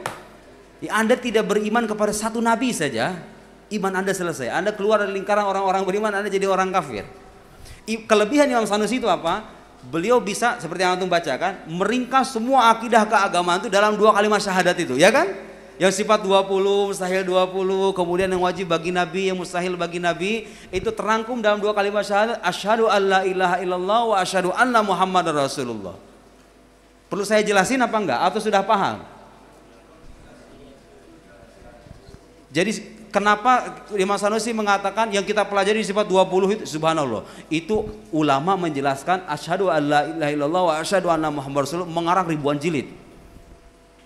Hanya untuk menjelaskan 2 kalimat. Jadi semua inti dari akidah Islam itu menjelaskan 2 kalimat itu. Ya terus mana surga neraka, kan nggak ada di situ. Surga neraka malaikat kan nggak ada 2 kalimat syahadat. Ada. Di mana itu adanya? Kepercayaan kepada surga, neraka dan hal-hal gaib atau sam'iyat itu adalah konsekuensi dari pembenaran kita akan kenabian Muhammad SAW termaktub dalam kalimat syahadat. Kalau seandainya saudara yang bilang surga neraka itu misalnya tetangga di depan yang bukan nabi, bukan wali ngomong ada surga neraka, kita berhak ragu atau enggak? Kita berhak ragu dan kita berhak tidak percaya. Berhubung yang bilang ada surga neraka, hisab, sirat, haud dan semuanya itu adalah orang yang terbukti kenabiannya dan bukti kenabiannya banyak, maka semua yang dikabarkannya sudah pasti benar. Jadi itu ada dalam kalimat syahadat. Ketika orang mengatakan asyhadu anna Muhammadan Rasulullah itu sudah termasuk di dalamnya kepercayaan kepada hal gaib. Coba, itu akidah Islam tuh. Kalau ditanya, oke, Muhammadnya nabi atau bukan? Ayo kita debat, ayo. Dia nabi atau bukan? Kalau sudah terbukti sebagai nabi, Anda harus percaya dengan semua yang dikabarkannya. Karena nabi nggak mungkin bohong. Kalau nabi bohong, itu sama saja Anda memungkinkan kebohongan kepada Tuhan yang sudah membenarkan nabi dengan mukjizat. Emang ada namanya mukjizat? Ayo kita debat lagi. Ada nggak mukjizat? Ayo. Tuh lihat, semua ada bukti-buktinya. Apa itu mukjizat, penjelasan mukjizat, syarat-syarat mukjizat, apakah Quran mukjizat atau tidak, ada juga penjelasannya. Itulah agama kita, lengkap selengkap-lengkapnya. Karena Allah tahu ini agama akan bertahan sampai hari kiamat. Nabi itu nggak perlu muncul lagi. Agama Nabi Muhammad ini dilengkapi dengan semua bukti-bukti ini supaya nanti orang nggak butuh nabi lagi, kita nggak butuh nabi lagi kan? Semuanya sudah jelas, Qurannya ada, sabda nabinya sudah diteliti, ya nggak? Sahih Bukhari, Sahih Muslim, ini hadis hasan, ini kumpulan hadis sahih, ini kumpulan hadis mutawatir, ya kan? Sabda nabinya sudah ada, kemudian Qurannya juga jelas, penjelasan ulamanya berlimpah. Karena itu tidak ada alasan bagi kita untuk meragukan agama ini pada akhirnya. Ketika orang mengatakan asyhadu an la ilaha illallah, sama. Anda ketika mengatakan la ilaha illallah secara tidak sadar sesungguhnya sedang mengakui semua sifat keagungan, kesempurnaan, keindahan milik Allah Subhanahu wa taala. Kata Imam Sanusi, Allah itu al-ilah la yusamma ilahan illa idza kana mustaghniyan an ghairihi wa yaftaqiru ilaihi ghairu. Betul enggak? Allah itu tidak ada namanya Allah, tidak ada namanya Tuhan kecuali kalau dia itu tidak bergantung kepada yang lain dan yang lain bergantung kepada dirinya. Oke. Kalau dikatakan Tuhan tidak bergantung kepada yang lain, berarti dia harus ada dong. Harus punya sifat wujud dong. Dia harus kidam dong, tidak bermula dong. Karena kalau dia bermula, dia bergantung kepada yang lain. Sementara Tuhan tidak boleh bergantung kepada, dia harus baqa dong. Karena kalau dia tidak memiliki sifat baqa atau kekal, berarti dia bergantung kepada yang lain. Harus ada yang memusnahkan, iya enggak? Dia harus mukhalafal hawadis dong, seru semuanya. Kalau dikatakan Allah itu bergantung kepadanya segala sesuatu yang lain, berarti Allah punya sifat kudrah dong. Harus punya sifat iradah dong. Dan sifat-sifat yang lain. Jadi Anda mengatakan la ilaha illallah itu secara tidak sadar sesungguhnya mengakui itu. Sifat-sifat yang dijelaskan oleh para mutakallimun itu secara implisit. Ya. Kemudian silahkan dibaca Ummul Barahin. Jadi kesimpulannya nah sekarang apa relevansinya ngomong kayak begini nih? Karena ada orang di luar sana. Nih saya bacain lagi. Kalau pengen tahu buktinya dari orang barat sekaligus ya. Jadi ada orang-orang di luar sana, saudara-saudara sekalian, yang memandang agama Kristen, agama Yahudi itu sama-sama agama yang sah dan mereka disebut sebagai believers, sebagai orang beriman. Ada kan? Orang-orang yang mengatakan ya Tuhan itu tidak mungkin menyempitkan sorga hanya pada satu agama saja. Sorga itu terlalu luas. Ada orang Kristen yang berbuat baik, ada orang Yahudi. Masa agama Kristen kita pandang sesat? Anda menyempitkan rahmat Allah ya sedemikian luas ya kan? Kemudian ada yang mengatakan ketika dikata inna dina indallahil Islam, Islam itu artinya pasrah kepada Allah. Orang Kristen kan pasrah kepada Allah, orang Yahudi pasrah kepada Allah. Berarti masuk dong sebagai agama Islam yang dikatakan diridhoi oleh Allah itu muncul pikiran kayak begitu ya sekarang. Anda kalau ya paham Ummul Barahin bisa menjawab pertanyaan kayak begitu, sangat bisa. Sangat, dan ada jawabannya, serius. Bin nas secara teks itu ada. Itu kan kalangan-kalangan yang mempromosikan ide pluralisme agama kan begitu biasanya. Suka membenarkan agama lain dengan alasan-alasan yang kayak begitu tuh. Mereka itu orang beriman. Ini ada kutipan saya dari Fred Donner, salah seorang sarjana dari Universitas Chicago. Dia mengatakan bahwa orang-orang ahlul kitab, Yahudi Kristen itu considered as believers, dipertimbangkan sebagai orang beriman. Padahal dalam agama kita mereka tidak beriman kan? Kenapa? Bagaimana Anda menjawab ungkapan-ungkapan semacam itu? Nah, di sini ada, saya udah bawa ya. Jadi kalau kita baca Ummul Barahin, karena saya ngaji di hadapan santri harus bawa kitab. Jangan bawa kitab putih aja. Nah, lihat ini. Ada salah satu bait Ummul Barahin mungkin Anda ingat. Setelah beliau menjelaskan bahwa kalimat syahadat itu mencakup di dalamnya akidah ketuhanan, akidah kenabian, akidah hal-hal gaib, Imam Sanusi kemudian mengatakan, wala'allaha liikhtisariha ma'ashtimaliha ala ma dzakarna ja'alaha syar'u tarjamatan ala ma fil qalb minal iman walam yuqbal min ahadin al-islam illa biha. Jadi keislaman dan tentunya keimanan seseorang itu tidak akan diterima kecuali setelah dia mengikrarkan dua kalimat syahadat dengan segala turunannya itu. Jadi kalau orang mengatakan aku percaya tidak Tuhan selain Allah saja, seperti orang Kristen percaya kepada Allah tapi dia nggak percaya kepada Nabi Muhammad, itu nggak bisa disebut sebagai orang beriman. Karena iman itu satu kesatuan yang nggak bisa dipisah. Orang Yahudi percaya kepada Nabi Musa, nggak percaya kepada Nabi Isa, nggak percaya kepada Nabi kita, sama.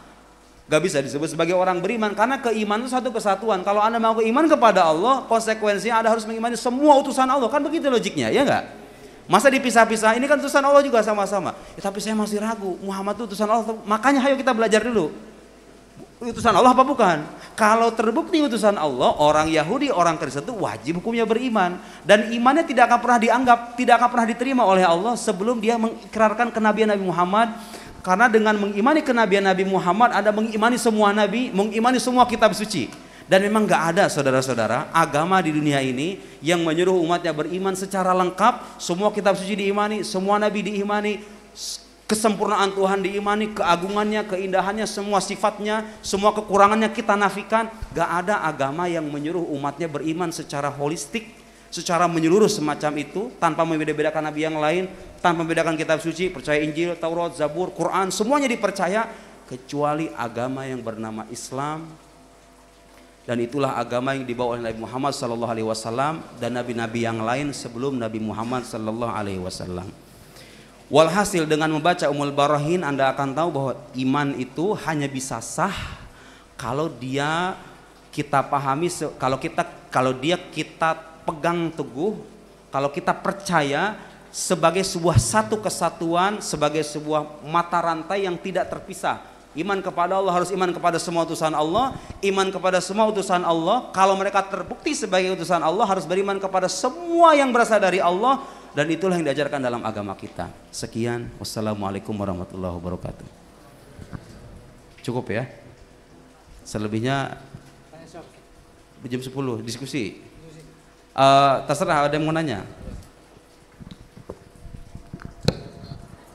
Alhamdulillah, tadi kalau saya lihat wajah-wajah sampean tadi lengah sedikit, natijah ambiar. Ada yang dari awal gini kemudian suwe-suwe tolak menunjukkan bahwa gak nutut juga. Natijahku ambiar. Karena kalau jenengan mungkin ingat belajar mantik itu kan setiap sesuatu yang kita respon dari indera itu kan bisa kita tasawurkan. Kita tasawurkan misalkan tadi kita bersumber dari telinga kita, beliau mengucapkan berapa ribu kosakata dengan intonasi yang wat tadi. Perlu kita tasdek satu persatu, apa maksudnya tes. Ada yang enggak nutut, biar wis. Biar. Tapi los mawon, sampean los sing ngarep iki muru jasa. Sakno beliau. Tapi coba saya simpulkan tadi bentuk konstruksinya, yakni ketika kita betul ingin memahami atau mendalami ketauhidan atau ilmu tauhid nggih, maka bentuk konstruksinya adalah kita harus menghatamkan dulu dan memahami dulu kitab matan. Ini kan judulnya kan konstruksi logika. Nah, yang disampaikan beliau tadi agar kita sesuai dengan tema, coba saya mengkonstruksikan dari yang dipaparkan beliau. Yang pertama kita harus menghatamkan dulu kitab matan dan kita pahami, dan kita harus cari muskilat berdasarkan logika kita yang ada dalam kitab matan. Mungkin kita tidak tahu apa ini istilah tasalsul misalkan, kita buka kitab syarah. Kemudian cari jawabannya di kitab syarah, begitu pula nanti langkahnya juga sama, pahami dan cari muskilatnya dalam kitab syarah berdasarkan logika kita. Kalau tidak ketemu, maka carinya di kitab hasyiah. Begitu pula ketika hasya untuk kita fahami dan kita menemukan muskilat kok ternyata tidak ketemu, sudah tanyakan pakarnya saja. Nah, terus mau gimana? Bingung, sudah mentok. Saya rasa kesimpulan sementara ini seperti itu, konstruksi logika apa ini kitab Ummul Barohin. Untuk selanjutnya ini saya buka 2 pertanyaan dulu agar bisa apa? Iya 2. Oh siapa? Kita buka cuma 2 pertanyaan dari audien. Oh monggo, Bang Syakur silakan maju ke depan. Ta'al tafadhol.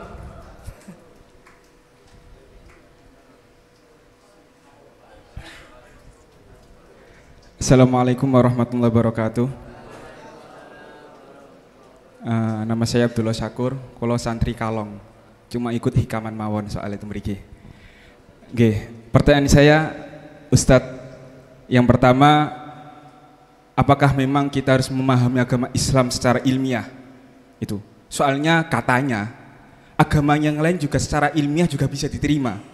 Ada konsep ketuhanan, keilmuan bukunya, dan ada utusan juga. Terus bagaimana kita membedakan ilmiah Islami, ilmiah yang Kristen ataupun yang lain? Itu yang pertama. Terus yang kedua pertanyaannya secara logika. Apakah kita ada batasan logika untuk memahami agama Islam? Soalnya saya pernah dinasihati oleh bapak saya sendiri, jangan terlalu melogikakan agama Islam, ntar sampean malah terlalu jauh, tersesat. Itu pertanyaannya. Jadi 2, secara ilmiah dan secara logika. Itu, terima kasih. Bagus, bagus, kasih tepuk tangan. Siapa? Tes. Kalau saya kasih buku mau dibaca nggak? Ayo, tafadhol, kasih tepuk tangan. Oh ya, yaudah. Tafadhol. Ijlis. Saufa ujib ala su'alik. Tatahaddas bil Arabiyyah? La tafadhol. Khalas. Ma fi mushkilah. Dengarin.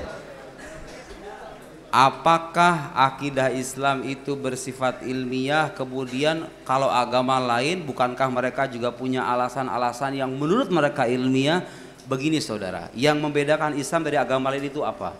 Kalau kita pengen tahu agama itu dasar keyakinan ilmiah atau tidak, cek dengan 2 hal. 1, kalau dia mengklaim ini dari Tuhan, ini adalah wahyu, harus bisa dibuktikan kalau dia dari Tuhan. Ya, tapi kan Tuhan yang nggak bisa kelihatan, berarti dengan secara rasional, ya kan? Itu kelebihan Islam, kelebihan agama kita ini. Kalau kita mengklaim qala Allah, qala Rasulullah, itu bisa divalidasi, bisa dicek gitu loh, paham nggak? Apa buktinya kalau ini qala Allah, ini perkataan Allah? Ayo kita lihat Quran ini. Saya sudah bikin buku khusus, sudah membuktikan Al-Quran sebagai kalam ilahi, baca aja. Itu argumennya sudah terpapar, argumen rasional, membuktikan bahwa Quran ini kalam Allah. Saya yakin kalau di pesantren udah kelar lah yang begituan, ya kan? Apa jangan-jangan masih bolong juga? Belum tahu jawabannya? Saya nggak tahu waktunya cukup apa enggak. Oke lah, gak apa-apa kita jelasin ya. Hah? Walazim yani asyrah wala. Harus saya jelasin apa enggak tuh? Kalau pengen tahu Quran kalam Allah atau bukan? Oke. Satu. Saya kasih penjelasan sederhana, rinciannya nanti silakan dibaca dalam kitab-kitab atau dalam buku yang tadi saya sebut itu. Kalau dikatakan Quran kalam Allah, kita bisa buktikan secara rasional. Pertama, pengen tahu Quran kalam Allah atau bukan, dilihat yang menyampaikan Qurannya siapa, ya nggak? Ya iya dong, lihat Nabi Muhammad. Dan untungnya saudara-saudara sekalian, kalau kita bicara Nabi Muhammad itu sejarah hidupnya lengkap sekali, ya kan? Beliau itu terkenal sebelum jadi Nabi saja as-shadiqul amin, orang jujur. Orang jujur terpercaya, tidak pernah berbohong. Tapi ingat, kalau cuma jujur doang nggak cukup jadi bukti. Tapi itu bisa menjadi indikator pertama, ya kan? Beliau orang jujur, tidak pernah berbohong, diakui kejujuran oleh musuh-musuhnya, ya kan? Kemudian datang dengan pengakuan, aku adalah utusan Allah. Nah, sampai situ kemudian kita bertanya-tanya, mungkin nggak orang ini berbohong? Bohong sesama manusia aja nggak pernah, masa berbohong atas nama Allah Subhanahu Wa Taala, ya nggak? Satu, tuh logik.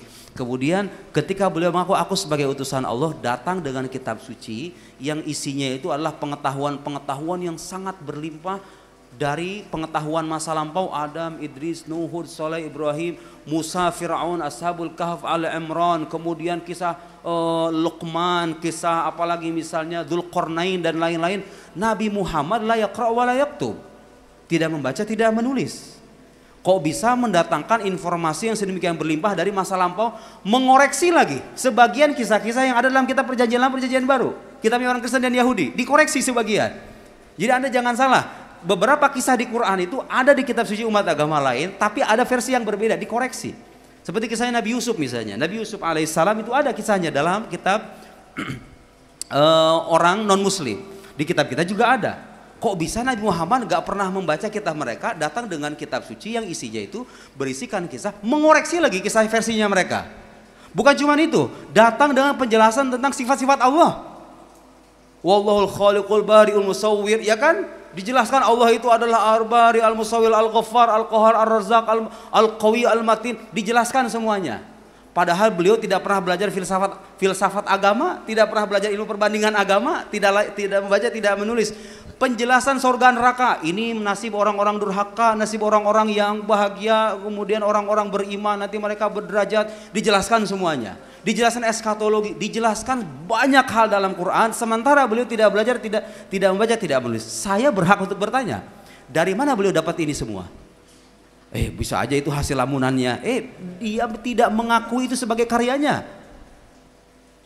Qul ma yakunu li an ubadilahu min tilqa'i nafsi in attabi'u illa ma yuha ilai.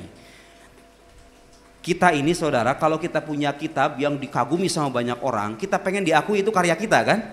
Ini Quran membuat orang berdecak kagum seantero jagat gitu kan. Nabi Muhammad gak mau mengakui sebagai karyanya, padahal beliau bisa aja, ya enggak? Apa kepentingannya beliau menisbatkan kitab ini kepada Allah Subhanahu wa taala? Enggak ada kepentingan. Kenapa itu? Kenapa kita menyaksikan Nabi Muhammad tidak menisbatkan kitab suci sebagai karyanya, tapi dia malah menisbatkan itu kepada Tuhannya? Ya itu bukti bahwa Quran ini dengan bukti-bukti. Kemudian yang tidak kalah penting, Quran itu terbukti sebagai kitab yang tidak tertandingi oleh makhluk. Berisikan tantangan kepada makhluk dan manusia dan jin supaya mendatangkan kitab serupa. Kalau nggak bisa, minimal satu surat deh yang kefasihan kedalamannya mirip dengan Quran gitu kira. Manusia sepanjang zaman ditantang nggak ada yang bisa. Sekarang saya mau nanya, kalau makhluk sudah tidak ada yang bisa, bukankah itu menjadi bukti bahwa dia berasal dari Sang Khalik? Betul? Tuh, bisa dibuktikan tuh. Keotentikannya bisa dibuktikan, keilahiannya bisa dibuktikan. Jadi kalau kita bicara agama menjelaskan Tuhan ilmiah atau tidak, landasannya jelas tuh. Kemudian tidak kalah penting itu tadi, selain bukti-bukti tekstual, doktrin keislaman itu disokong oleh argumen rasional. Jadi akal mendukung, wahyu datang menguatkan gitu loh, paham nggak? Nah masalahnya nggak ada agama yang kayak begitu di luar sana. Ayo kita cek satu-satu. Agama Kristen, agama Yahudi, kalau Anda cek kitab sucinya, tanya sama mereka, Anda dapat kitab suci ini dari siapa? Dari guru saya. Guru saya. Bisa nggak dilacak sampai ke nabi aslinya? Bisa nggak? Jadi saya mau nanya sekarang, kitab suci yang sekarang beredar di tangan orang Yahudi Kristen itu berasal dari nabinya yang asli atau enggak? Versi asli atau enggak? Bagus. Gak ada versi aslinya itu. Taurat Nabi Musa itu mana sekarang itu? Gak ada. Terus kenapa Anda percaya? Karena itu dikabarkan sama nabi kita yang sudah terbukti kenabiannya. Bukan karena saya melihat Taurat itu. Tapi Taurat versi asli, Injil versi asli udah gak ada sekarang. Gak bisa divalidasi kitab suci mereka. Kemudian kalau kita bicara akidah ketuhanan, kayak yang tadi saya bilang singgung Kristen itu, ajaran Kristen itu terbukti tidak rasional kan, bertentangan dengan hukum akal kan, hukum kontradiksi. Makanya kita bisa katakan bahwa untuk mengatakan agama ilmiah atau tidak itu, memang yang kita temukan cuma satu agama aja, yang lain nggak ada. Karena untuk mengatakan ilmiah atau tidak itu standarnya harus ilmu, ya nggak? Harus ilmu. Ilmu itu apa? I'tiqad jazim mutabiq lil waqi' nasyi'an dalil. Keyakinan bersifat pasti sesuai dengan realitas dan bersandar pada bukti. Harus ada buktinya. Masalahnya sekarang kalau kita cek keyakinan umat agama lain, mereka nggak mensyaratkan iman semacam ini. Bagi mereka iman itu asal percaya aja, bukti itu nyusul belakangan, kira-kira begitu. Di agama kita enggak. Kullu syai' la budda fi minal burhan wad dalil al aqli wal naql. Agama kita itu begitu. Jadi dengan penuh keyakinan kita bisa mengatakan bahwa memang satu-satunya agama yang akidahnya berlandasan pada ilmu. Dan ilmunya itu sudah bisa kita validasi kesahihannya dengan kitab akidah yang beragam itu, memang hakikatnya agama Islam. Akidahnya tidak bertentangan dengan hukum akal. Kemudian wahyunya bisa dipercaya, sabda nabinya juga bisa dipercaya, diverifikasi gitu kan. Itulah agama kita. Karena itu untuk menentukan Apakah agama ilmiah atau tidak itu sandarannya yaitu tadi harus teksnya terpercaya, didukung oleh argumen logika gitu ya, dan tidak ada faktanya agama semacam itu kecuali agama yang dibawa oleh Nabi Muhammad sallallahu alaihi wasallam. Bisa dipahami ya. Kemudian yang apa tadi pertanyaan itu? Oh iya, nah, oke, ini penting. Apakah kalau berislam itu artinya sesuanya harus rasional? Nih, saya mengatakan rasional itu artinya apa? Berbasis pada bukti-bukti yang masuk akal. Tapi ingat dalam agama ada hal-hal yang dia itu dimungkinkan keberadaannya oleh akal, tapi hakikatnya tidak bisa dijelaskan oleh akal. Tapi dia mungkin secara akal. Contoh, coba sekarang Anda bisa gak menjelaskan hakikat malaikat? Akal Anda, tanpa merujuk pada wahyu, bisa nggak? Dari mana Anda tahu malaikat itu begini kalau nggak ada wahyu? Nggak bisa kan akal kita kan? Tapi saya mau nanya, makhluk gaib yang namanya malaikat itu mungkin nggak secara akal? Mungkin. Rasional nggak itu artinya? Kepercayaan kita kepada malaikat itu rasional apa enggak?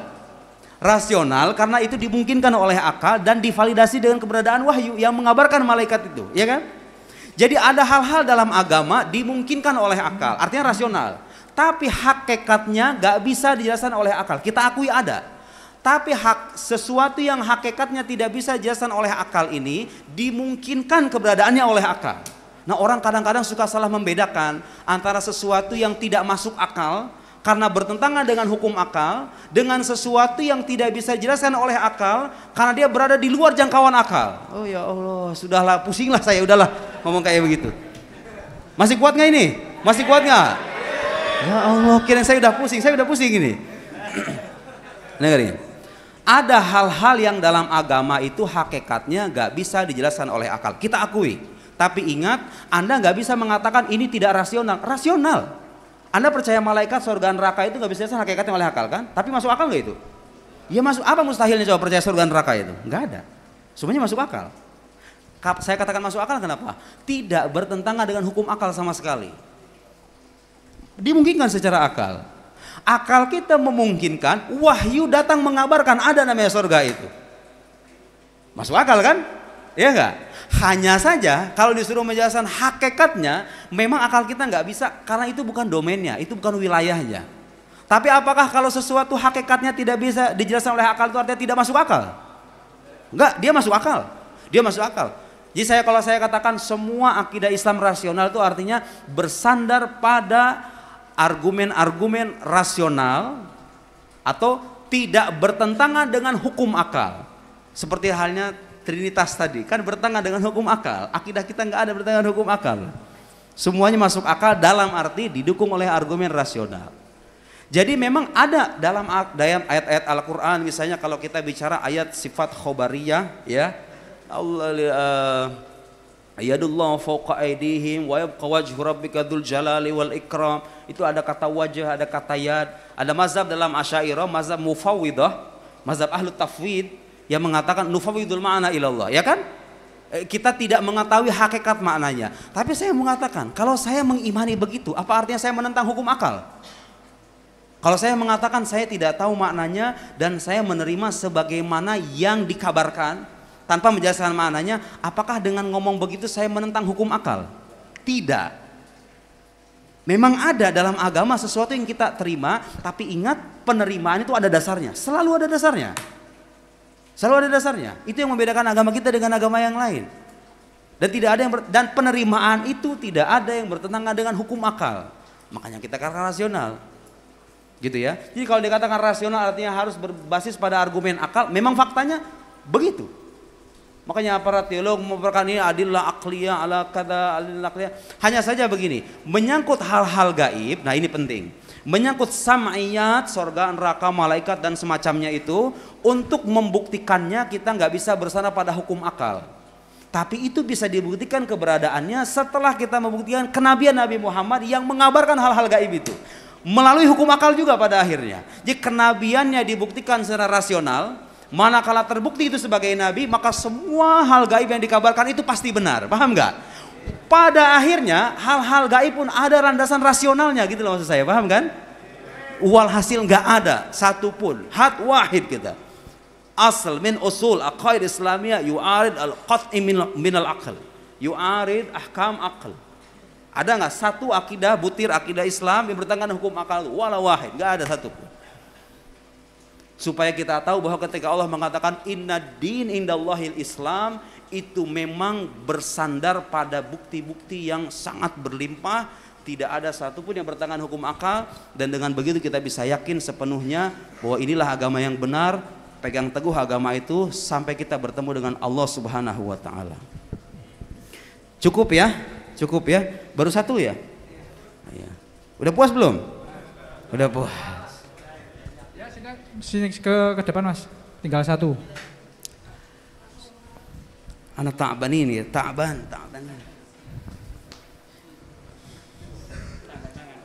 Nanti. Hadir. Ba'dal muhadara insyaallah. Waqi'. Ba'dal muhadara insyaallah. Ma taqlash. Hat kita mikrofon.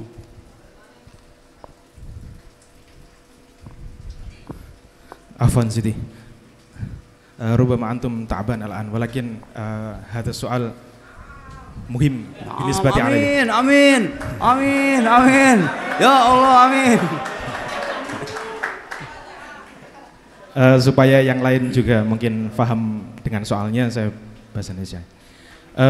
Ketika kita belajar ilmu tauhid, mungkin dari Ummul Barahin, kemudian di Tuhfatul Murid, bahkan sampai Aqaid Nasafi, di pembahasan masalah sifat kudroh, di situ ada penetapan kasab. Nah, dalam Asy'ariyah itu menetapkan kasab. Kalau tidak salah di Maturidiyah tidak ada penetapan kasab. Nah, kenapa kok ditetapkan adanya kasab ini? Karena supaya berbeda dengan Mu'tazilah, di mana Mu'tazilah ini mengatakan bahwa makhluk itu juga memiliki kudroh. Hal ini untuk membebaskan ketika ada makhluk yang melakukan kemaksiatan atau melakukan dosa kepada Allah, supaya tidak menisbatkan dosa tersebut kepada Allah SWT. Nah, sekarang yang menjadi soal itu adalah konsep kasab dalam Asy'ariyah ini secara jelasnya itu bagaimana Ustaz? Nah, kenapa? Karena kalau misalnya kita mengatakan Asy'ariyah menetapkan adanya kasab, ini sama halnya dengan kita juga memberikan kudroh juga sebenarnya, tapi dengan bahasa kasab. Nah, ini yang menjadi persoalan saya bahkan ketika sudah belajar kitab Aqaid Nasafi. Jadi seperti itu Ustaz. Mungkin bisa dijelaskan secara lebih jelas lagi konsep kasab itu bagaimana? Kita Syukron. Assalamualaikum warahmatullahi wabarakatuh. Waalaikumsalam warahmatullahi. Yang tadi saya kasih, kalau nggak ada yang pegang kutub Ummul Barahin yang punya saya nggak? Yang bahasa Indonesia, buku yang tadi saya kasih, udah disimpan sama dia. Ada yang megang nggak? Mau saya bacain? Karena saya udah menjelaskan di kitab itu, saya udah ngejelasin. Belum lupa halaman berapa. Ada di sini udah saya jelasin masalah kasab. Karena saya tahu itu akan menjadi muskilah bagi sebagian orang. Betul. Nah, supaya kita kelihatan ngaji dan nggak ngawur ya. Nah, iya kan, semua harus jelas.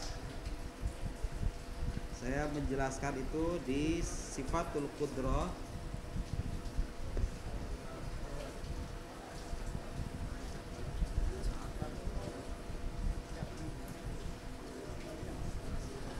Mas'alat al-kasab. Na'am. موجود هنا كل شيء كذا موجود. نعم.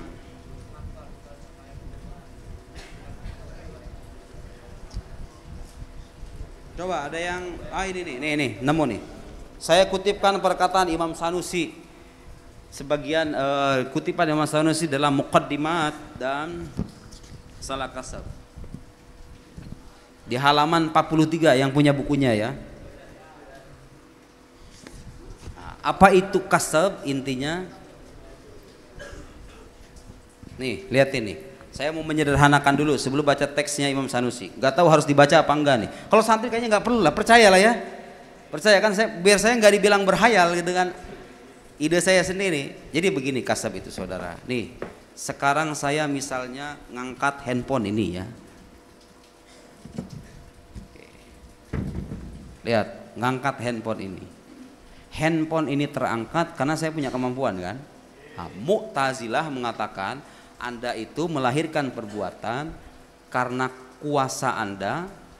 Kuasa itu diberikan oleh Allah, tapi dia memberikan efek kepada apa yang dikuasainya. Jadi ketika saya misalnya katakan nonjok nih, tonjokan saya ini dari kuasa saya kan, kemampuan saya kan. Tapi kemampuan saya ini menurut Mu'tazilah itu memberikan dampak, memberikan asar kepada dampaknya, kepada objeknya. Jadi kalau dikatakan siapa yang memukul ini, siapa yang membunuh fulan, ya itu dia sendiri. Dengan kuasa yang Allah titipkan kepada dirinya, paham nggak? Jadi dia melibatkan kuasa manusia itu sebagai pemberi efek, pemberi asar. Kalau Asy'ariyah nggak begitu cara berpikirnya. Dia mengatakan terlahirnya perbuatan itu secara kebiasaan, min haitsul ada, secara kebiasaan Allah itu menciptakan rasa kenyang setelah makan, menghilangkan dahaga setelah minum. Keberiringan antara qudrah haditsah, kemampuan makhluk, dengan apanya, dengan af'alnya, dengan perbuatannya, keberiringan itulah yang disebut dengan kasab. Jadi ketika saya ngangkat handphone, tangan saya gerakan, handphone terangkat. Menurut kebiasaan ketika barang digerakkan dengan tangan, tangan tergerak, barang terangkat. Terjadi keberiringan kan antara kemampuan saya dengan lahirnya perbuatan ini. Nah, keberiringan itu namanya kasab. Keberiringan itu namanya kasab. Dalam penjelasan Imam Sanusi, keberiringan antara kemampuan makhluk dengan perbuatannya. Nah, ini sering dikritik sama orang. Kalau begitu mana yang namanya kasab itu? Kalau cuma keberiringan begitu. Begini. Dijelaskannya kasab itu tujuannya supaya membedakan Ahlussunnah dengan Jabariyah. Ada dalam Jabariyah qudrah hadisa, kemampuan makhluk itu dinafikan sama sekali. Wal insan karish bi mahabbatir ri. Manusia itu seperti halnya bulu diterpa angin, kayak nggak punya kehendak sama sekali. Kayak seperti robot begitu kira-kira, yang nggak punya kehendak. Kalau Asy'ariyah tetap menetapkan ada qudrah hadisa, tapi dia tidak memberikan asar kepada makdurnya, kepada yang dikuasainya. Tapi min haitsul iqtiran, dari sisi keberiringan itu terjadi gitu loh. Ada keberiringan antara ketika saya mengangkat tangan, barang ikut terangkat. Ketika saya makan, kemudian lahir rasa kenyang. Keberiringan itu namanya kasab. Nah, tapi yang perlu Anda tahu, dalam mazhab Asy'ari sendiri ada sebagian Asy'ariyah yang mutaakhirin, terutama yang sekarang yang muasirin, yang kontemporer. Green Syekh Al-Azhar itu termasuk. Syekh Ahmad Thayyib dalam salah satu kitabnya Hadis fil Ilal wal Maqasid menetapkan bahwa enggak, Asy'ariyah juga ada sebagian yang menetapkan athar pada qudrah haditsah. Jadi bisa dikatakan bahwa perbuatan saya itu, kemampuan saya itu memberikan dampak, lakin la ala sabilil istiqlal, tapi tidak secara independen, yang mirip-mirip sama Mu'tazilah. Mirip-mirip. Tapi bedanya apa? Bedanya itu min haitsu dzahir, secara zahir aja. Pemberian dampak itu secara zahir saja. Amma fil haqiqah huwallahul khaliq. Secara hakikatnya Allah menciptakan. Jadi begini saudara, ada mazhab dalam Asy'ari itu mengatakan bahwa kalau sekarang saya misalnya memukul meja, lahirlah dampak. Nah, dampak ini terlahir bisa dikatakan dari kemampuan saya, tapi itu secara lahiriah aja. Pada hakikatnya Allah yang menciptakan ini itu. Sakit kan pada akhirnya. Pada hakikatnya yang menciptakan rasa sakit itu Allah, yang melahirkan suara itu adalah Allah. Saya hanya menjadi perantara secara lahir saja. Kalaupun dikatakan sebab, ini hanya sebab secara lahir saja. Ada mazhab Asy'ariyah yang mengatakan, dikritik juga sama Imam Sanusi, termasuk orang yang mengkritik mereka. Jadi kata Imam Sanusi, enggak.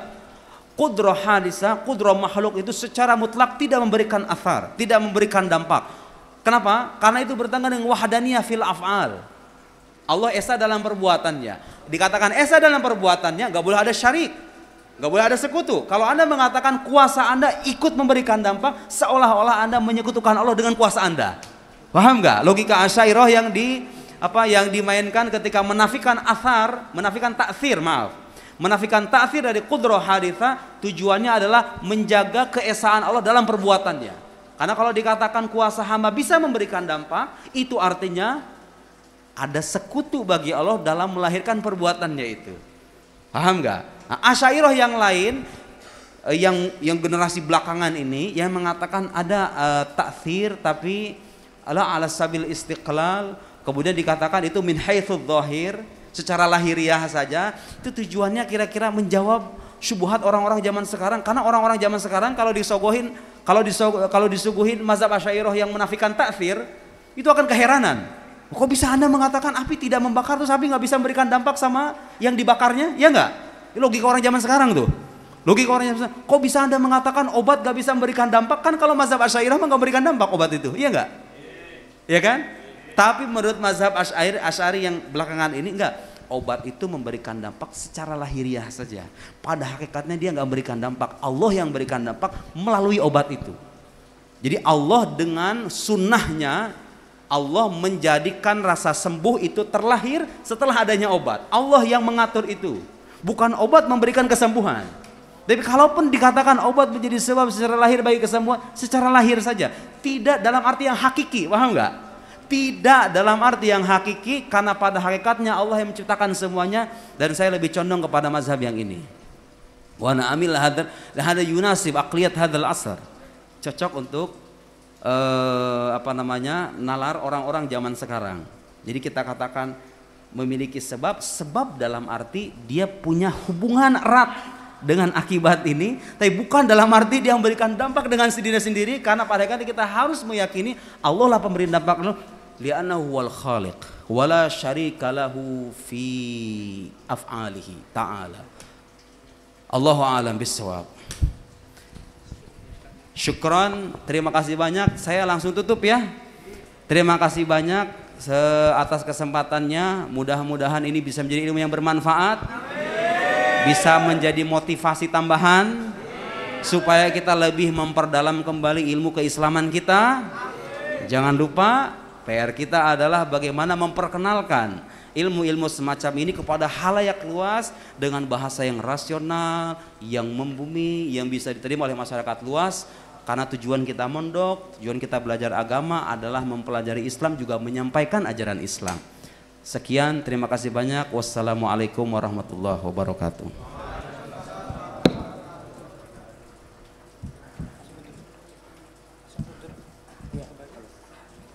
Bismillahirrahmanirrahim.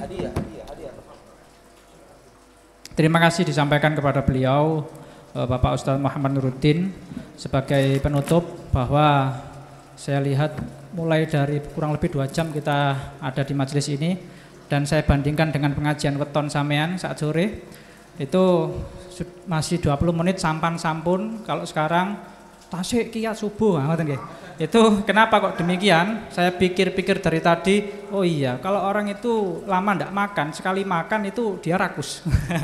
Oleh karenanya majelis ini saya rasa hanya stimulus saja atau perangsang saja untuk ketauhidan, untuk ilmu ketauhidan. Maka kita harus menindaklanjuti ini bagi orang yang ingin mendalami, maka kita harus melakukan konstruksi yang ditawarkan beliau tadi, harus mengkaji kitab matan secara hatam dan faham, kemudian syarahnya dan seterusnya. Kesimpulannya berarti silakan meminta Departemen Syiar Dakwah untuk membuat forum-forum kajian tauhid, atau nanti bisa dikomunikasikan sama Madrasah Hidayatul Muhibbin. Kurang lebihnya mohon maaf dari saya apabila ada salah kata atau salah sikap. Saya mohon maaf. Aku qouli hadza wa astaghfirullah li wa lakum. Assalamualaikum warahmatullahi wabarakatuh.